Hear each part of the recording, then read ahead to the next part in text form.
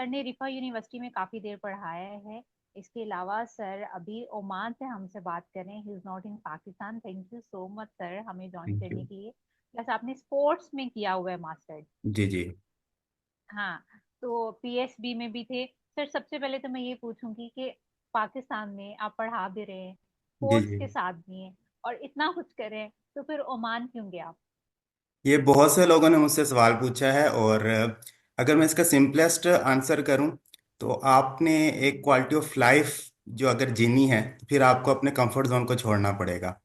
पाकिस्तान में हम्म। मुझे 15-16 घंटे काम करना पड़ता था, और यहाँ आकर हम्म। 8 घंटे जब वो अपनी रूटीन स्विच की है, और उसके बाद कुछ जीने के लिए बंदा नई चीज़ों को देखता है, एक्सप्लोर करता है, तो ये एक नई चीज़ थी जो मैंने यहाँ आकर फील की। पाकिस्तान में अच्छा। स्ट्रगल है, लेकिन यहाँ पर स्ट्रगल तो हर जगह करना पड़ेगी, लेकिन आपको कम स्ट्रगल में ज़्यादा बेनिफिट्स मिलना शुरू हो जाएं तो फिर आपको कंफर्ट हाँ। जोन छोड़ना चाहिए।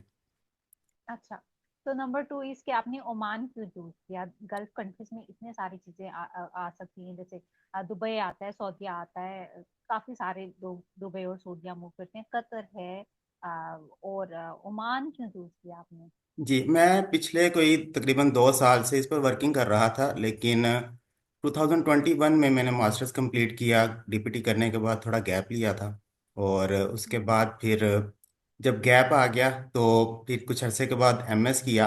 जब एमएस कंप्लीट हुआ तो अच्छा। एमएस कंप्लीट होने के बाद ही मेरे कुछ क्लास फेलोज थे जो कि अच्छा। गल्फ़ कंट्रीज़ में मूव कर गए, और उसमें ठीक है। ख़ास तौर पर दुबई में ज़्यादा लोग गए थे। एक दो लोग सऊदीया अच्छा। गए, इसके अलावा कतर अच्छा। में भी गए। तो अब जब मैंने अच्छा। उनके वहाँ के हालात पूछे तो उसके बाद कुछ फैसला करने में आसानी रही कि वहाँ पर और ओमान में क्या क्या डिफरेंसेस हैं। तो यहाँ पर चीज़ें ज़्यादा बेहतर लगी थी, सैलरी पैकेजेस ज़्यादा अच्छे हैं, और ओवरऑल अच्छा। चीज़ें ज़्यादा बेहतर लग रही थी as compared to other Gulf countries. तो इसलिए फिर मैंने ओमान को चूज़ अच्छा। किया था। ठीक है। तो आपने सर हमें भी ये बताना है कि ओमान में आपको जाने के लिए लाइसेंस लेना पड़ा? लाइसेंस लिया आपने? जी बिल्कुल, लाइसेंस ही लेना पड़ा। और जितने भी गल्फ़ कंट्रीज़ हैं, हर गल्फ़ कंट्री में जब आपने किसी भी मेडिकल प्रोफेशन में आना है या आफ्टर फिजियोथेरेपी के लिए, प्रैक्टिस के लिए जॉब पर आना है, तो लाइसेंस ज़रूरी है। तो ओमान में अच्छा। बाकी गल्फ़ कंट्रीज़ के हवाले से ये ज़्यादा डिफरेंस है कि बाकी तमाम गल्फ़ कंट्रीज़ का लाइसेंस आप पाकिस्तान में रहते हुए हासिल कर सकते हैं, लेकिन ओमान के लिए आपको ओमान पहुँच कर यहाँ पर टेस्ट क्लियर करना पड़ेगा, और उसके बाद फिर आपको मिनिस्ट्री का वाइवा इंटरव्यू क्लियर करना होगा। जब ये दो चीज़ें कर अच्छा। लेंगे तो उसके बाद फिर आपको लाइसेंस मिलेगा। तो जो तो ओमान ओमान में, में ना सिर्फ टेस्ट है बल्कि वाइवा भी है? जी जी बिल्कुल, मिनिस्ट्री ऑफ हेल्थ का वाइवा होता है, और ये दोनों स्टेप्स आपको क्लियर करने के बाद लाइसेंस मिलता है। ओमान की अच्छी बात ये थी कि मैंने सिर्फ डाटा फ्लो करवाया था, और डाटा फ्लो के बाद ही फिर मैंने जॉब हंटिंग शुरू कर दी। और जितने भी न्यू, पाकिस्तान में रह के? जी जी बिल्कुल, और मैं पाकिस्तान अच्छा। से डायरेक्ट जॉब पर ही ओमान पहुंचा हूँ। अच्छा, दैट इज वेरी अमेजिंग, क्योंकि जी, अमूमन ये हो रहा होता है कि लोग लाइसेंस ले लेते हैं और पाकिस्तान में कितने साल इंतजार करते हैं कि ऐसा ही हमें है। जॉब मिलेगी, और जॉब नहीं मिलती।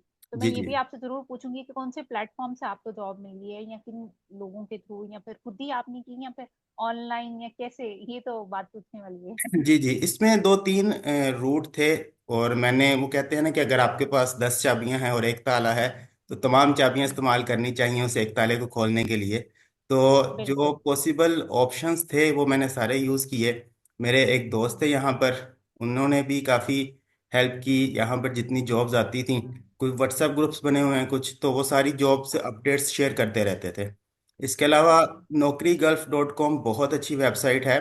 जब मैं यहाँ पहुँच गया तो पहुँचने के बाद फिर मैंने अपना अकाउंट अपडेट किया, अपनी प्रोफाइल अपडेट की, और अच्छा। उस अपडेट के बाद मुझे एम्प्लॉयर ने खुद रब्ता किया, और जिस पैकेज पर अच्छा। मैं यहाँ पर मौजूद हूँ उससे ऑलमोस्ट डबल पैकेज की मुझे ऑफर मिल गई थी। तो ओमान में जब आप पाकिस्तान से जॉब हंटिंग कर लेते हैं तो बाकी सारा काम आपके एम्प्लॉयर ने करना है। आपका ठीक। मिनिस्ट्री के साथ टेस्ट बुक करवाना हो, आपका इंटरव्यू बुक करना हो, आपको ठीक टिकट है। देनी हो, आपको अकोमोडेशन देनी अच्छा। हो, ये सारी एम्प्लॉयर्स की रिस्पॉन्सिबिलिटीज़ होती हैं। कुछ एम्प्लॉयर ठीक है। टिकट नहीं देते, लेकिन मेजॉरिटी जगहों पर जो एम्प्लॉयज़ हैं, जब आप जॉब हंटिंग कर लेते हैं आप इंटरव्यू में उनको सेटिस्फाई कर लेते हैं, फिर वो आपको ये सारे बेनिफिट्स देते हैं कि आप डायरेक्ट टिकट भी उनके जिम्मे होगा, सिर्फ आपने डाटा फ्लो किया और उसके बाद आपने मूव करना है। तो बाकी अच्छा मेरे सर, केस में भी सारा जैसे यही कुछ हुआ था। जैसे दुबई में है या सऊदीया में है, वहाँ 3000 या 5000 से आपकी सैलरी शुरू होती है, जी जी। ठीक है। तो ओमान में क्या, और सेविंग नहीं है लोगों के पास ना, लोग कहते हैं कि अच्छा यहाँ हमारे पास सेविंग नहीं है, हम क्या करें। या अगर हम्म वो अपने खुद ही से रह रहे हैं तो फिर शायद कुछ वो सेव कर पाते हैं। बट अगर नहीं सेव कर पाते, अगर फैमिली के साथ हैं तो फिर सेव कर पाते हैं। तो आपने मुझे ये बताना है कि ओमान में आपकी सेविंग्स भी अच्छी हैं, यानी इतनी सैलरी है कि यू कैन सेंड, लाइक यही लोगों का होता है कि हम पीछे पैसे भेजते रहेंगे, हमारी फैमिली, हम कुछ ना कुछ यहाँ से लेके ही जाए, लाइक हम्म। कोई प्लॉट श्लॉट या इस तरह से कोई प्रॉपर्टी बना लें या ये। जी जी। तो क्या ऐसी प्रॉपर्टी बन सकती है ओमान में? बिल्कुल बन सकती है। देखें, आपने अपने टाइम को मैनेज करना है। अब बाकी जितने गल्फ कंट्रीज हैं वहाँ पर 8 घंटे 9 घंटे, एवन के हम्म, यूएई मेरे में कुछ जानने वाले हैं, वहाँ पर 12 घंटे ड्यूटी टाइमिंग्स भी चल रही हैं। बिल्कुल और बिल्कुल ओमान सही है। की अच्छी बात यह है कि आपने 4 घंटे सुबह ड्यूटी करनी है, उसके बाद पाँच अच्छा घंटे की रेस्ट है, फिर 4 घंटे शाम अच्छा में आपने शिफ्ट करनी है।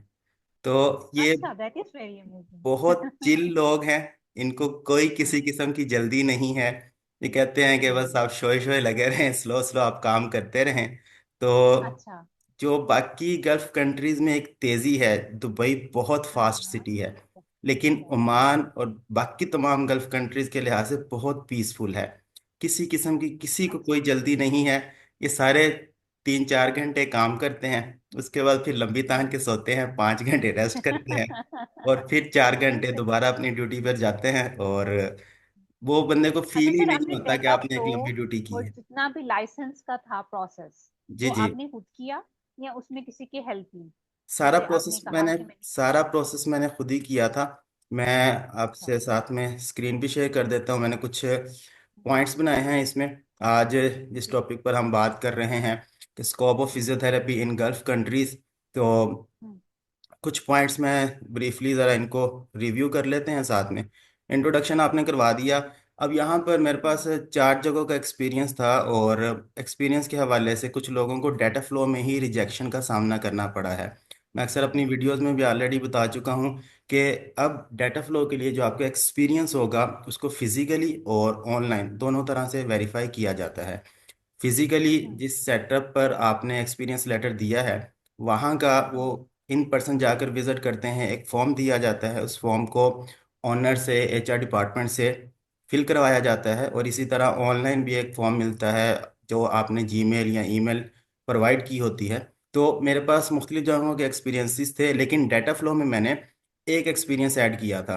और इसकी बड़ी वजह यह थी कि जब आप डाटा फ्लो करते हैं तो पर डॉक्यूमेंट आपको, अगर ओमान में देखें तो 50 ओमानी रियाल, या बाकी कंट्रीज़ के हवाले से देखें सऊदी अरब में 300 ओमानी रियाल पर डॉक्यूमेंट आपको एक्स्ट्रा पे करना पड़ता है। तो जब आपने ये सारी चीज़ें देखनी है, फिर एक्सपीरियंस के हवाले से ख़ास तौर पर आपने मुहतात रहना है। आज का हमारा ये चल रहा है गल्फ़ कंट्रीज़ में, हमारे पास 7 कंट्रीज़ हैं। तो आज आप ओमान के हवाले से मुझसे ज़्यादा पूछ रहे हैं, तो हम ओमान पर ही बात करेंगे। जो कुछ बस नुमान पार्टिसिपेंट, इज इन ओमान ना। यस। तो ओमान के हवाले से मैं ज़्यादा डिटेल में बता दूंगा कि हमारे पास जो बेसिक डॉक्यूमेंट्स हैं, ये 4 बेसिक डॉक्यूमेंट्स हैं जो आपके पास होना ज़रूरी हैं। आपकी डीपीटी की डिग्री ट्रांसक्रिप्ट, इसके साथ एक्सपीरियंस लेटर और होम कंट्री का लाइसेंस और पासपोर्ट। कुछ लोग क्वेश्चन पूछते हैं कि मैट्रिक और एफएससी की ज़रूरत पड़ती है या नहीं पड़ती। तो ओमान में अभी तक तो मुझे ज़रूरत नहीं पड़ी, लेकिन आपके पास ये डॉक्यूमेंट आईबीसीसी से अटैच्ड होना ज़रूरी है। सऊदी अरब के लिए या किसी और गल्फ़ कंट्री के लिए जब आप अप्लाई करते हैं तो वहाँ पर इन डॉक्यूमेंट्स की ज़रूरत भी पड़ती है। तो ओमान में आपके पास डीपीटी और एमएस की डिग्री और ट्रांसक्रिप्ट ये ज़रूरी है। यहाँ पर ये भी बताता चलूँ कि कि एमएस भी जरूरी है? एमएस की बेस पर आपको ज़्यादा सैलरी पैकेज ऑफर होती है। यहाँ पर आप अच्छा ठीक है। जिस बट तरह it is Saudi Arab, like it's a cherry ना, कि वैसे बेसिक्स में अगर किसी ने डीपीटी भी किया है तो वो भी हाँ ऊपर जा हाँ, सकता है। ये एडिशनल है, एडिशनल है, इसलिए मैंने स्लैश लिखा कि अगर किसी के पास एमएस है तो एमएस की बेस पर अप्लाई करें, और अगर एमएस नहीं है तो फिर डीपीटी की बेस पर ही अप्लाई कर सकते हैं। और हम्म, एमएस की बेस पर सैलरी पैकेज अच्छे मिल जाते हैं।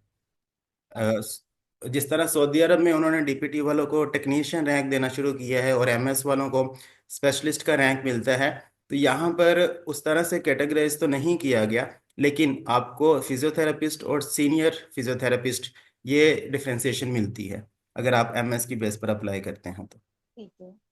और बाकी एक्सपीरियंस के हवाले से अगर बेसिक डॉक्यूमेंट्स, सऊदी अरब के लिए 1 ईयर्स एक्सपीरियंस होना ज़रूरी है, लेकिन बाकी जितने गल्फ़ कंट्रीज़ हैं वहाँ पर 2 ईयर्स एक्सपीरियंस लाजमी है।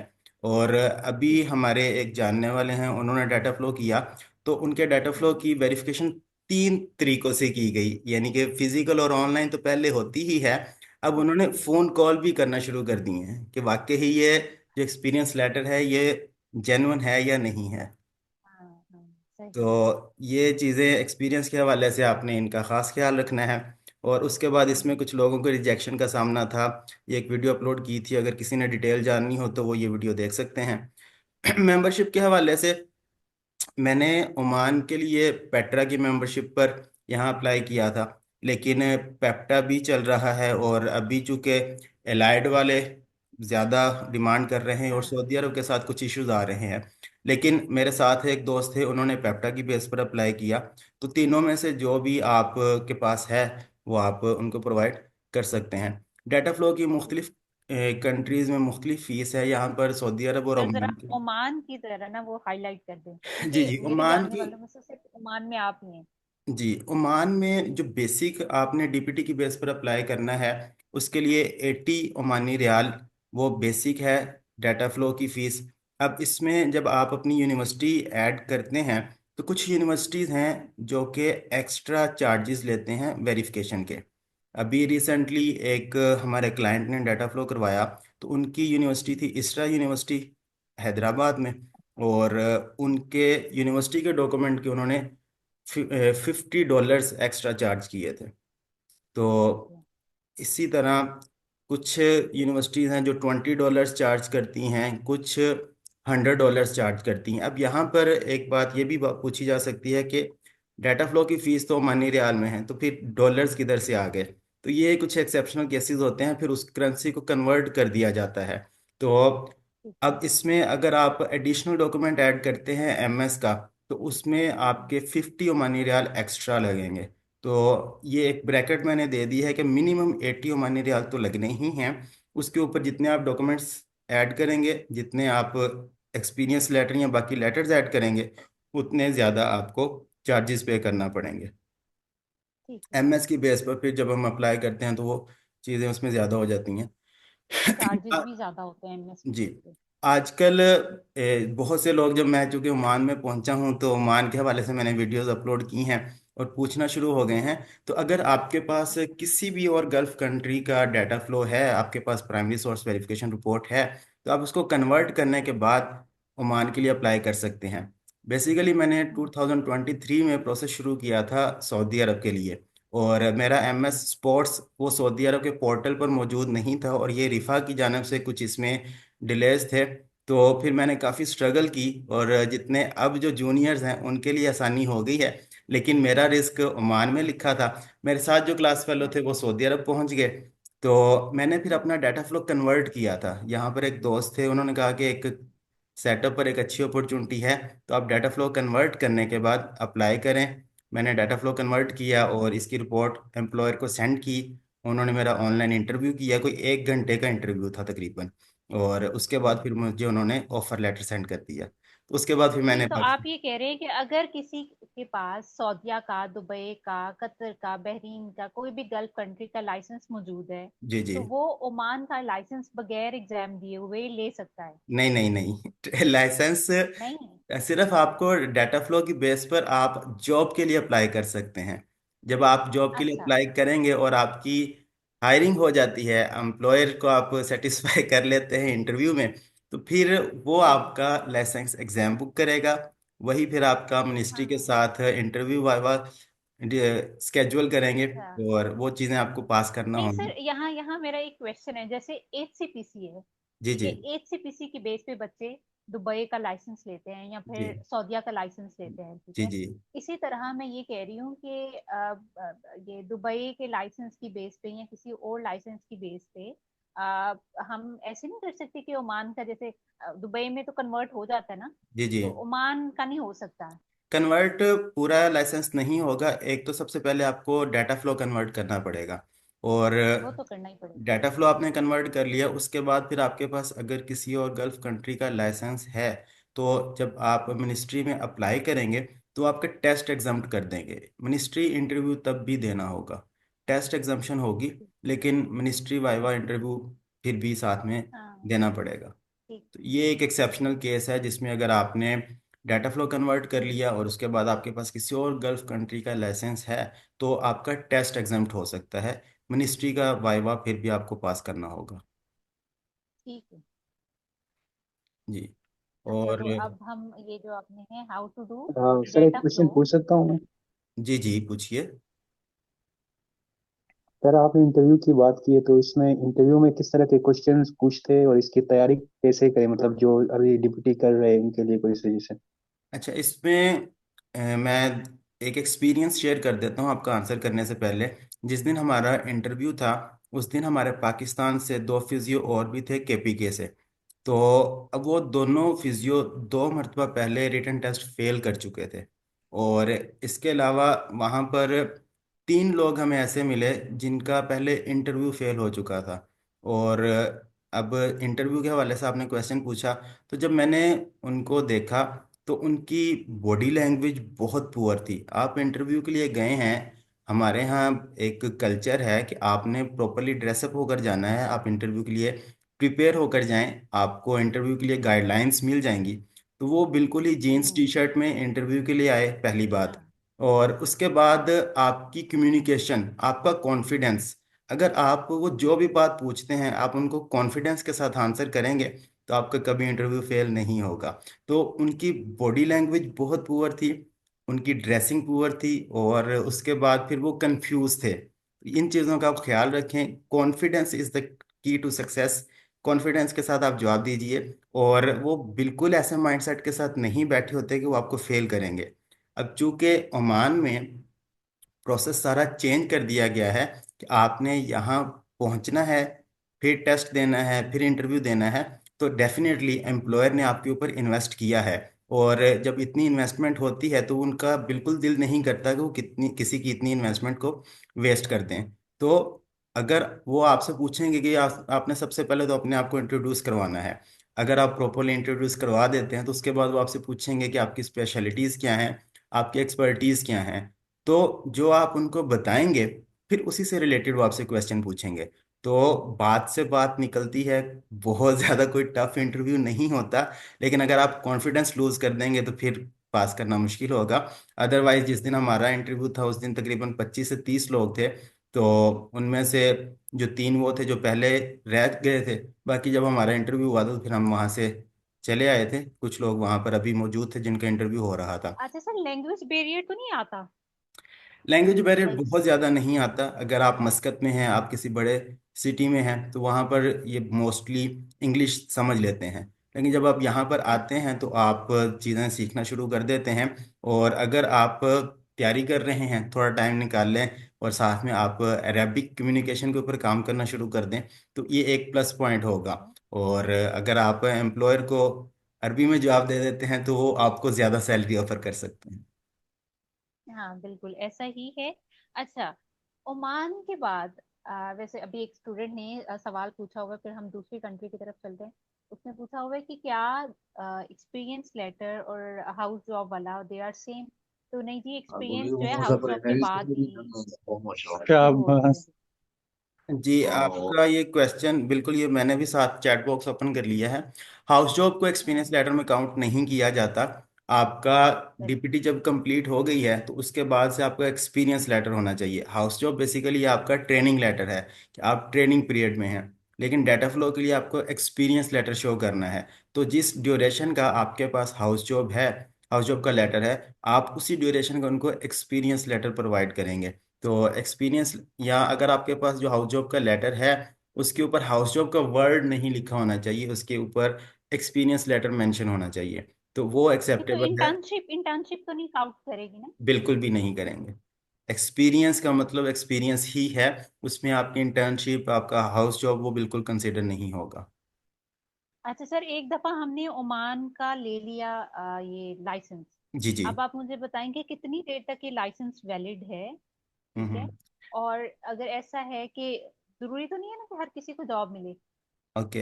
अगर किसी को जॉब नहीं मिलती तो फिर इसका क्या क्या क्या कर सकते हैं इसका, या तो देखें, रिन्यू कराएंगे या फिर टू एक्सपायर हो टू जाएगा? 2 इयर्स तक आपका लाइसेंस वैलिड रहता है, उसके बाद आप रिन्यू करवा अच्छा। सकते हैं।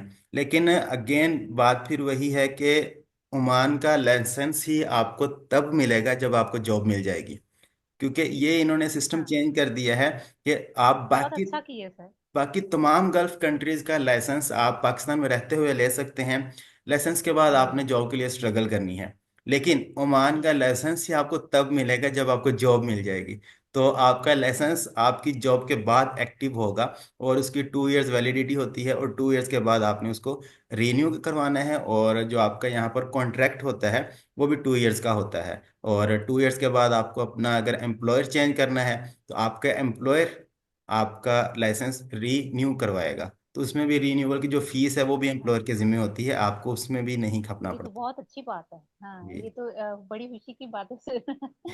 आप तो माशाल्लाह, जिसे कहते हैं ना कि अच्छी बात है, हमारे टीचर्स निकले हैं पाकिस्तान से, हमारे लिए यही बड़ी खुशी की बात है कि हमारे पास अपॉर्चुनिटी बहुत ज्यादा अब आ चुकी है। अच्छा, मेरे मैं ना ख्याल में मेडिकल से ज्यादा अपॉर्चुनिटी हमारे पास है। जी जी, मैं यहाँ पर एक और एक्सपीरियंस ऐड करना चाहूँगा कि जो लोग आज हमें सुन रहे हैं उनको इससे कुछ ना कुछ ज़रूर मोटिवेशन मिलेगी। मैंने डॉक्टर इरफान का जिक्र किया, वो मेरे कोलीग रहे, क्लास फेलो थे मेरे, हमने डीपीटी इकट्ठे की किंग एडवर्ड से, और इस वक्त वो सऊदी अरब में है। मेरी कल उनसे बात हो रही थी, और मैंने रिसेंटली इस पे भी एक सीरीज़ शुरू की है कि जितने गल्फ़ कंट्रीज़ में मेरे जानने वाले मौजूद हैं, मैं उनसे वहाँ के हालात पूछ रहा हूँ और उसकी वीडियोस रिकॉर्ड कर रहा हूँ। आज मैंने यूएई के हालात पूछे हैं, इंशाल्लाह वो वीडियो जल्दी ही अपलोड करूंगा। जी। वो कहते हैं जी कि मैं अपने सेटअप पर डेली 10 से 15 पेशेंट्स देख रहा हूँ। और मैं उनका जब अपना सेटअप है यूएई में? नहीं नहीं, सऊदी अरब की बात कर रहा हूँ, डॉक्टर इरफान की। ठीक है, ठीक है। तो वो कहते हैं कि जी जिस पेशेंट को मैं एक मर्तबा देख लेता हूँ, और उसको मेरे से हम्म। पहले अगर किसी इंडियन ने, किसी सऊदी ने, किसी और नेशनैलिटी के फिजियो ने ट्रीट किया है, तो मेरे सेशन के बाद वो कहते हैं कि हमने सिर्फ डॉक्टर इरफान से ट्रीटमेंट करवाना है। और ये सेम एक्सपीरियंस मुझे भी अपने सेटअप पर हुआ कि किसी उम्पानी पेशेंट को अगर पहले कोई इंडियन ट्रीट कर रहा है, यहाँ पर सीरिया से फिजियो हैं, यहाँ पर सूडान से फिजियो हैं, और इंडियन फिजियो यहाँ पर हैं। तो अगर हम एक मरतबा उनको ट्रीट कर लेते हैं, उसके बाद वो कहता है कि हमने किसी और से नहीं करवाना, पाकिस्तानी नंबर 1। ये मैं अपने मुंह मियाँ मिट्ठू बनने वाली बात नहीं कर रहा, मैं डॉक्टर इरफान का एक्सपीरियंस खास तौर पर शेयर कर रहा हूँ। तो उनके एम्प्लॉयर उनसे पूछते हैं कि डॉक्टर इरफान आप ऐसा क्या करते हैं, तो उन्होंने कहा कि सर हमने बहुत रगड़े खाए हैं और हमने फिजियोथेरेपी को सीखा है। तो हमारे हाँ, पाकिस्तानियों के अंदर बहुत पोटेंशियल है। जब आप लाइसेंस क्लियर कर लेते हैं, आप वहाँ पहुँच जाते हैं, तो फिर आपको अपना आप मनवाने के लिए एक बहुत बड़ा प्लेटफॉर्म मिल जाता है। और जितने भी मेरे पाकिस्तानी फिजियोज जो इस वक्त गल्फ में हैं, और इसके अलावा भी पूरी दुनिया में है, जब उनसे बात होती है तो वो यही इसी से मिलते जुलते अपने एक्सपीरियंस शेयर करते हैं कि जब हम किसी को एक मरतबा ट्रीट कर देते हैं तो फिर वो फैन हो जाते हैं। तो इसके बाद की अगली बात ज़रूरी थी कि सर हमें अवेयरनेस ही नहीं थी, हमें पता ही नहीं था कि हमने कहाँ जाना है, कैसे जॉब हंट करनी है, बिल्कुल, कैसे वहां तक पहुंचना है। तो बिल्कुल। पाकिस्तानियों को अब मौका मिला है कि इनको अपना पोटेंशियल वो एक्सप्लोर करना चाहिए, इनको मूव करना चाहिए। तो जो डॉक्यूमेंटेशन का प्रोसेस है वो कंप्लीट करें और ट्राई हम्म। करें। स्काई इज द लिमिट, आप बहुत आगे जा सकते हैं, लेकिन कोशिश करना पहला काम है, और उसके बाद रास्ते पैदा होते चले जाते हैं। बिल्कुल ठीक है सर। अच्छा, आप मुझे ये बताएंगे कि जैसे मेरे जैसी एक फीमेल खातून लड़की हैं, अकेली हैं, काफी सारी फीचर्स मुझे कॉल करके कहती हैं कि डॉक्टर बसावट सेफ कौन सी कंट्री है? तो मैं उन्हें दुबई कहती हूँ, बिकॉज दुबई की रैंकिंग भी सेफ है। अब हम्म। आप मुझे बताएंगे ओमान सेफ्टी के लिहाज से एक फीमेल फिजियोथेरेपिस्ट ओमान मूव करना चाहती है, दुनिया के तो जो व्हाट व्हाट? पूरी दुनिया में जो सेफेस्ट 5 कंट्रीज हैं, दुबई और ओमान, वो सेम नंबर पर ही आते हैं। और हमारे यहाँ पर जो फीमेल फिजियोज हैं वो सूडान से हैं, इंडिया से हैं और सीरिया से हैं, और तीनों इंडिपेंडेंट रह रही हैं। इसके अलावा ओमान की जितनी फीमेल्स हैं वो सारी काम करती हैं, जितनी भी यहाँ पर एजुकेटेड फीमेल्स हैं वो हर जगह पर आपको फीमेल्स काम करती नजर आएंगी, और बहुत सेफ कंट्री है। किसी किस्म का कोई प्रॉब्लम नहीं है बेसिकली पूरे गल्फ में। यहाँ पर सजाएं बहुत सख्त हैं, कवानीन बहुत ज़्यादा सख्त हैं। तो हर इंसान घबराता है किसी भी किस्म का कोई पंगा लेने लेते वक्त। यहाँ पर एक बड़ा इंटरेस्टिंग मैं एक्सपीरियंस शेयर करूंगा। मैं यहाँ पर पहुंचा तो कुछ अपडेट्स ओमान के हवाले से आई। उसमें एक अपडेट ये थी कि अगर आपने किसी फीमेल को रेड फ्लावर, जो हम इमोजी यूज करते हैं, वो सेंड कर दिया, या किसी को दिल तो दूर की बात है, रेड फ्लावर सेंड किया, और उस फीमेल ने आपकी कंप्लेंट कर दी, तो आपको 1 साल जेल होगी। तो नहीं तो फ्लोर असल में या फिर इमोजी में? इमोजी, असल तो बहुत ओ दूर है। My God. तो ये तो बड़ा स्ट्रिक्ट रूल है सर, ये तो ये हम तो बाकायदा इनके रूल्स हम हैं कि यहाँ पर आपने बहुत सेफ रहकर खेलना, और फीमेल्स बहुत सेफ है यहाँ पर। बिल्कुल ठीक। अच्छा सर, आप हम आ जाते हैं, मैं एक्चुअली उन कंट्रीज की बात करना चाह रही हूँ जिसमें जी बहुत कम लोग, सऊदीया और दुबई और इस तरह के तो हम बहुत, बहरीन के लोग बड़ा बात पूछते हैं कि जी बहरीन के जी बारे में बताएं मैं। तो आज हम आपसे बहरीन के बारे में भी जी जी, पूछेंगे। इस पे मैं बहरीन के हवाले से भी चीज़ें हम डिस्कस कर लेते हैं कि ऑलरेडी इस पर भी मैं एक मुकम्मल वीडियो बना चुका हूँ। बहरीन में जॉब्स हैं, लेकिन बहरीन में जिस तरह बाकी जगहों पर आप टेस्ट एग्जाम कर सकते हैं, कोई दूसरे रूल्स निकल आते हैं, बहरीन में आपको डाटा फ्लो के बाद टेस्ट क्लियर करना है और उसके बाद जॉब्स के लिए अप्लाई करना है।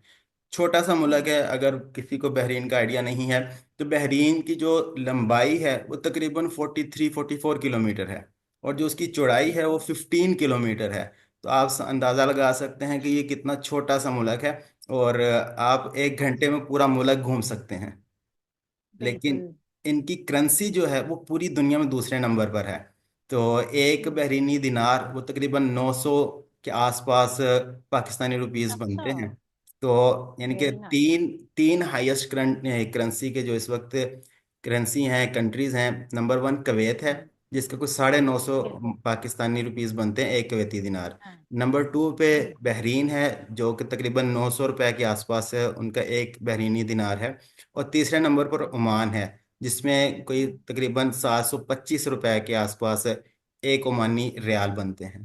तो बिल्कुल। आपको लाइसेंस क्लियर करना है, एग्जाम क्लियर करना है, और पाकिस्तान में रहते हुए आप अपना टेस्ट स्केड्यूल कर सकते हैं, डाटा फ्लो करवाइए, उसके बाद टेस्ट हम्म। स्केड्यूल कीजिए, और फिर आप जॉब के लिए अप्लाई कीजिए। तो नहीं जॉब्स तो डेटा फ्लो हम पाकिस्तान से ही कराएंगे और टेस्ट भी पाकिस्तान में जी देंगे जी, या फिर बहरीन जाके देंगे? नहीं, बहरीन सिर्फ जितने भी गल्फ कंट्रीज हैं, सिर्फ ओमान का टेस्ट आपको ओमान पहुंचकर देना होगा। बाकी तमाम गल्फ कंट्रीज, सऊदी अरब, यूएई, कतर, कुवैत, बहरीन, या पाकिस्तान में रहते हुए टेस्ट इसका दे सकते हैं और लाइसेंस हासिल कर सकते हैं।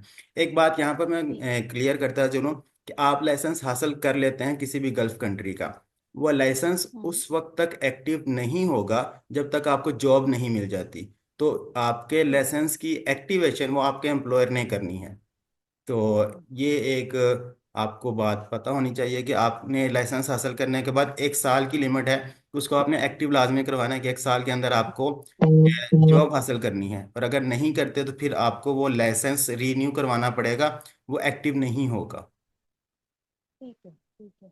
अच्छा, तो बहरीन में जॉब उसी तरह से मिलती है जैसे आपने कहा कि ओमान में, जैसे नौकरी.com आपने बताया कि हम वहाँ नौकरी.com पे जी जाएंगे जी, और वहां से सर्च कर नौकरी लेंगे। गल्फ डॉट कॉम, इंडीड और लिंक्डइन। लेकिन इस वक्त पूरे ओमान में जो सबसे बेस्ट, आप पूरे गल्फ में जो सबसे बेस्ट वेबसाइट चल रही है, डेट इज़ नौकरी गल्फ डॉट कॉम। और एक और मैं ठीक। बहुत सीक्रेट टिप बताना चाहूँगा। ये बात, जी जी। इससे पहले मैंने कोई 20-25 गल्फ सीरीज़ के हवाले से वीडियोस बना चुका हूँ, किसी में नहीं बताई, कि आपने सिंपली गूगल के ऊपर, गूगल मैप्स के ऊपर उस कंट्री के फिजियोथेरेपी सेटअप्स सर्च करने हैं। आपको डिफरेंट हम्म। सेटअप्स के कॉन्टैक्ट नंबर्स मिल जाएंगे, ईमेल्स मिल जाएंगी। आप सिंपली एचआर को मेल्स कीजिए, और आप व्हाट्सएप पर उनसे रब्ता कीजिए प्रोफेशनली। जब आपको डीलिंग अच्छी आती होगी, आपकी सीवी स्ट्रांग होगी, आप उनको एक कवर लेटर अच्छा प्रॉपर बनाकर भेजेंगे, तो वो आपको ज़रूर रिस्पॉन्स करेंगे। और ये मेरा पर्सनल एक्सपीरियंस है, मैंने व्हाट्सएप पर अप्रोच किया था जब मेरा डाटा फ्लो हो गया था। तो उसमें फिर मैंने मस्कत में डिफरेंट जो फिजियोथेरेपी सेटअप हैं उनको सर्च किया, उनको कांटेक्ट किया, और उसमें से भी मुझे एक जगह से ऑफर मिल गई थी। तो जब बहुत आपके पास बढ़िया। ऑप्शंस होंगे फिर आपने चूज करना है कि आपने कहाँ जाना है, जो आपको बेस्ट लगेगा आप वहां तक पहुंच जाते हैं। अच्छा सर, सीवी की बात करते हैं कि सीवी में जैसे फिजियोथेरेपी के साथ काफी सारी चीजें हैं आजकल, जैसे हिजामा थेरेपिस्ट, एक्यूपेंक्चरिस्ट, और काफी सारी कायरोप्रैक्शन ये। तो क्या एक फिजियोथेरेपिस्ट जिसके पास ये चीजें नहीं है, उसकी सीवी स्ट्रांग है, या फिर हिजामा वाला वो डिफरेंट है और देखिए एक्यूपेंक्चरिस्ट डिफरेंट जिन है, या लोगों इसी ने, को फिजियोथेरेपिस्ट की? हाँ ये भी एक, मैं अब चूंकि एक्सपीरियंसेस कर रहा हूँ इन चीज़ों को, तो इसलिए आपके हर क्वेश्चन से मुझे कोई ना कोई एग्जांपल, कोई ना कोई स्टोरी याद आ जाती है। कि हम अपने क्लिनिक पर ड्राई नीडलिंग करते हैं, लेकिन हमें यहाँ पर हमारे एम्प्लॉयर ने बाकायदा ट्रेनिंग करवाई और हमारी सर्टिफिकेशंस हुई हैं, इंटरनेशनल लेवल की सर्टिफिकेशंस हैं, और उसके बाद हम यहाँ पर अब ड्राई नीडलिंग करते हैं। इससे पहले जिस तरह आपने अच्छा। मेरे इंट्रोडक्शन में बताया था कि मैं मास्टर्स लेवल पर रिफा में पढ़ाता रहा हूँ, टीचिंग करता रहा हूँ, हम्म। लेकिन मेरे पास इंटरनेशनल लेवल की certified, I was not certified dry needling practitioner. अच्छा। तो मैंने उसको अपनी सीवी में मेंशन नहीं किया था। नो डाउट कि मैं वो हम्म। प्रैक्टिस करता था, क्लिनिकल प्रैक्टिस थी मेरी, मैं अपने स्टूडेंट्स को गाइड करता था, एमएस के स्टूडेंट्स को मैं बता रहा था, सिखा रहा था। लेकिन मेरे पास चूंकि इंटरनेशनल की लेवल की सर्टिफिकेशंस नहीं थी तो मैंने वो सीवी में मेंशन नहीं की। आप हम्म। इंटरव्यू टाइम बता सकते हैं कि आप ये चीज़ें कर रहे हैं, लेकिन आपके पास चूंकि ये स्किल नहीं है, सर्टिफिकेशन नहीं है, तो आप अपनी सीवी में वो चीज़ें मेंशन कीजिए जो इंटरनेशनली एक्सेप्टेड हैं। और जब आप डाटा फ्लो नहीं, अगर करवाते हमारे हैं, पास इंटरनेशनल, पाकिस्तान में इंटरनेशनल सर्टिफिकेशन तो बहुत नहीं है ना, है ही नहीं। नहीं है तो फिर जो आपके पास है, देखें सबसे मेन बर्थ आपकी डिग्री है। आपने डाटा फ्लो करवा लिया, आपने वेरिफिकेशन करवा ली है, तो जो डॉक्यूमेंट्स आप वेरीफाई करवा रहे हैं, और ख़ास तौर पर इसमें आप एक्सपीरियंस लेटर वो इतना अच्छा डिज़ाइन कर लें, उसके ऊपर आप सारी चीज़ें मेंशन करवा दीजिए। आपका एक्सपीरियंस लेटर हम्म। डाटा फ्लो में वेरीफाई हो रहा है, और एम्प्लॉयर के पास आपके डाटा फ्लो की रिपोर्ट होगी, और साथ में आप उसको अपने एक्सपीरियंस में जो चीज़ें मेंशन करना चाहते हैं वो कर दीजिए। और सीवी के ऊपर आप एक्सपीरियंस पे ज़्यादा लिखिए। मतलब मैंने हुसैन कॉलेज में कोई 2.5-3 साल काम किया, उसके बाद सेंट्रल पार्क में, फिर रिफा में, तो बहुत जगहों पर मैं डायरेक्ट रिक्रूटर्स के साथ एफिलिएटेड रहा। मुझे बहुत से लोग सीवी सेंड करते थे, और हम्म। यहाँ पर भी आ गया हूँ तो बहुत से लोग राब्ता करते हैं। तो सीवी के ऊपर बहुत ज़्यादा एक्स्ट्रा हम्म। डिटेल्स लिखी होती है, जो कि जो कैंडिडेट होता है उसे खुद नहीं पता होता कि उसकी सीवी के ऊपर क्या लिखा है। तो आपकी सीवी के ऊपर आपका एक एक लफ्ज आपको पता होना चाहिए कि आपने क्या लिखा है, क्योंकि जब हम्म। इंटरव्यू होगा तो एम्प्लॉयर के सामने आपकी सीवी है, वो आपकी सीवी के बारे में हम्म। सारा कुछ जानेंगे। हम्म। मेरी 13 रिसर्च पब्लिकेशंस हैं, और जो वन अच्छा, माशाल्लाह। इंटरनेशनल सीवी होती है वो 1 पेज सीवी होनी चाहिए। बहुत से लोग सीवी सेंड हम्म। करते हैं 4 पेज की, 5 पेज की, 3 पेज की। तो आपने क्यों एम्प्लॉयर को पढ़ने डालना है, वो पढ़ चुका जितना उसने पढ़ना था। तो चीज़ें अच्छा। आपकी कैटेगराइज होनी चाहिए। मैंने अपनी सीवी के ऊपर 13 पब्लिकेशन का सिर्फ एक लिंक सेंड किया, लिंक पेस्ट किया हुआ है, गूगल स्कॉलर्स हम्म। का और पबमेड का, और इसके अलावा एक और हमारा जो सर्च इंजन है रिसर्च के हवाले से। तो 3 मैंने लिंक पेस्ट किए थे। एम्प्लॉयर ने सीवी ओपन की और उसने गूगल स्कॉलर्स पर क्लिक किया, मेरे 13 आर्टिकल्स उसके सामने थे। उसने मुझसे पूछा, हम्म। डॉक्टर नुमान ये आपने आर्टिकल है तो इस पे ये चीज़ें आपने कैसे की हैं। मैं कॉन्फिडेंट था, मैंने उनको बता दिया। तो आपने जो कुछ भी सीवी के ऊपर लिखा है वो जस्टिफाई करना है, डेट्स इट।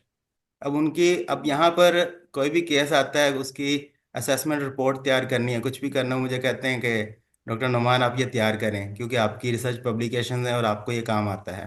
तो आपको हम्म। कॉन्फिडेंट रहना है कि जो चीज़ें आपने सीवी के ऊपर लिखी हैं आपने जस्टिफाई करना है।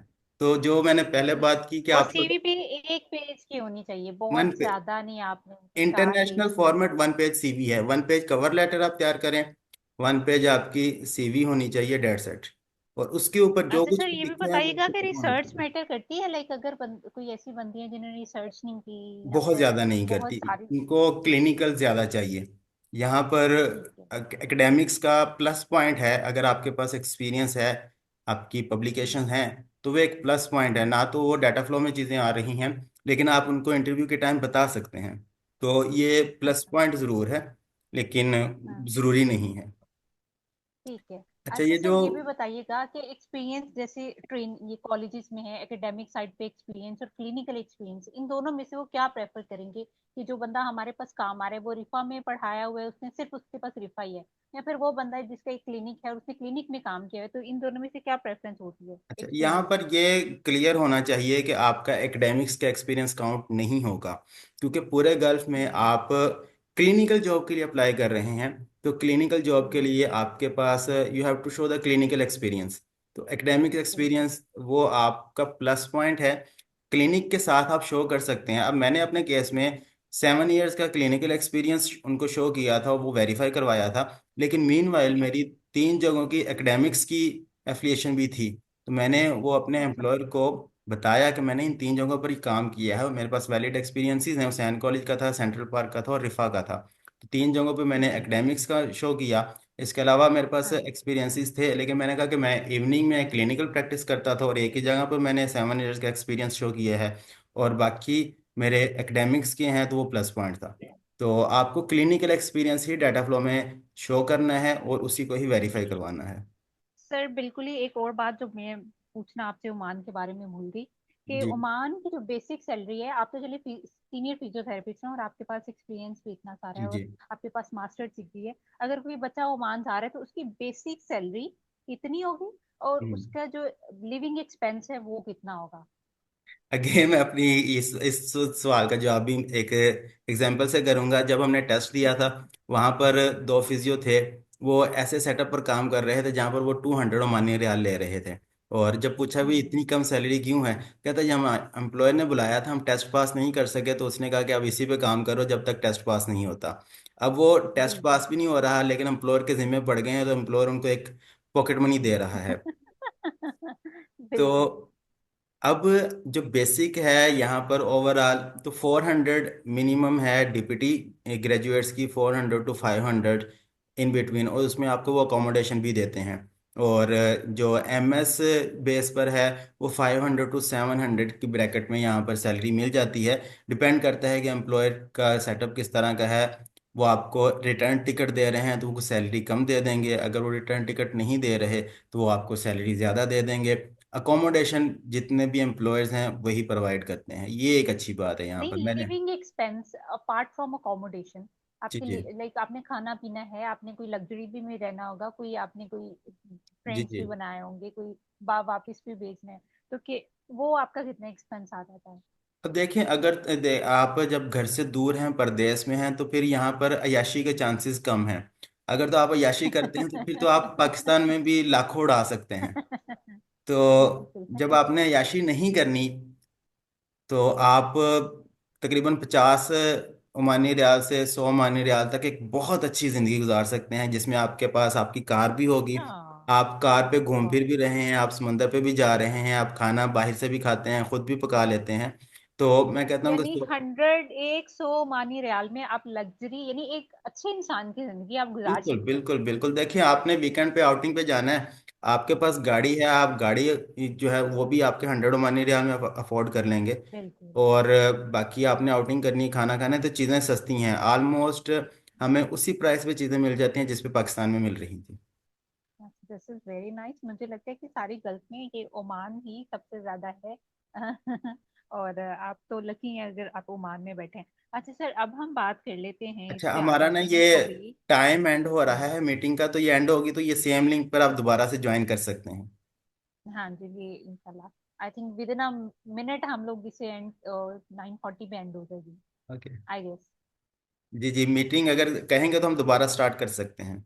और ये हाँ जी, कमेंट्स, अभी क्योंकि हमारे पास कतर है और कवैत है। ठीक है, हम इसको दोबारा स्टार्ट कर क्योंकि लेंगे।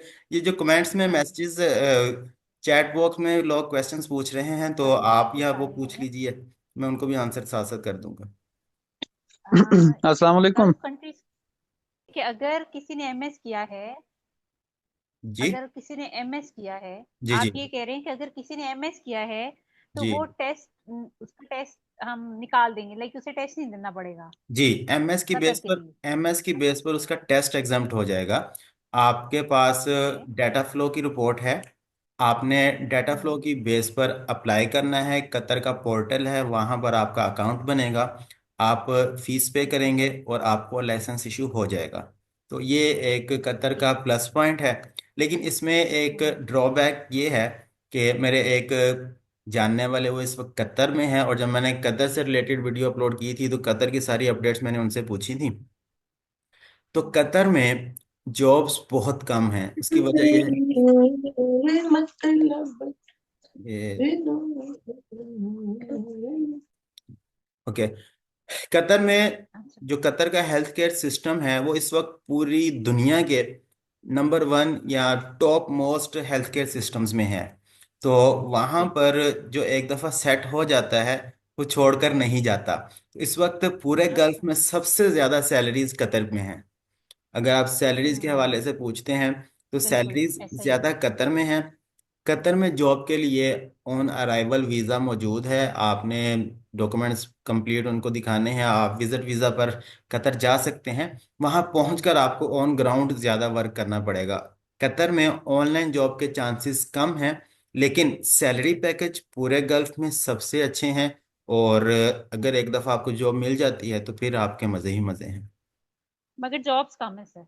जॉब्स कम है, ये एक रियलिटी है जो कि ठीक सबको है। पता होनी चाहिए कि आपने जो भी डिसीजन लेना और है। इसका कतर हाँ, का जो पॉजिटिव, तो एक तो सबसे मुझे पहले आसान ये लगा कि जो लोग कहते हैं कि अच्छा हमने टेस्ट नहीं देना, वो कतर जा सकते हैं। आप जी एमएस जी, करें और आप टेस्ट ना दें, आप कतर आराम से जाए, प्लस आपकी बिल्कुल सैलरी इतनी अच्छी हो सकती है। ठीक है। और प्लस बिल्कुल। ये आपने बताया कि ऑनलाइन ही जॉब देता, हमने जाके ढूंढनी है। जी जी, इसका टेस्ट बड़ा पाकिस्तान में ही होगा। अगर अगर कोई आपका डीपीटी डीपीटी है। की बेस पर आप लाइसेंस हासिल हम्म। करना चाहते हैं तो फिर आपको पाकिस्तान से ही टेस्ट देना होगा। ठीक है। ठीक है। और फिर अब हमारे पास है, अगर किसी ने कोई सवाल पूछना है कतर के बारे में तो वो पूछ सकता है। But I guess this is it for Qatar. अब हम आ जाते हैं कुवैत पे। जी, तो सर कुवैत के बारे में बताइएगा। कुवैत, यहाँ पर कुछ लोग क्वेश्चंस भी पूछ रहे हैं तो वो भी आप देख लीजिएगा। वो पहले भी काफ़ी लोगों के क्वेश्चंस रह गए थे कुवैत हाँ प्लीज में। काइंडली सब सब जी, लोग अब मैसेज दोबारा कर दें, सो दैट मैं एंड पे इंशाल्लाह आपके क्वेश्चंस अच्छा, आंसर करूंगी। कुवैत के लिहाज से अपडेट ये है कि कुवैत में आपको डाटा फ्लो नहीं करवाना पड़ेगा। सिंपली, अच्छा नाइस। जी, कुवैत में आपने डाटा फ्लो नहीं करवाना। कुवैत में आपने जस्ट डायरेक्ट अपना लाइसेंस एग्जाम बुक करना है।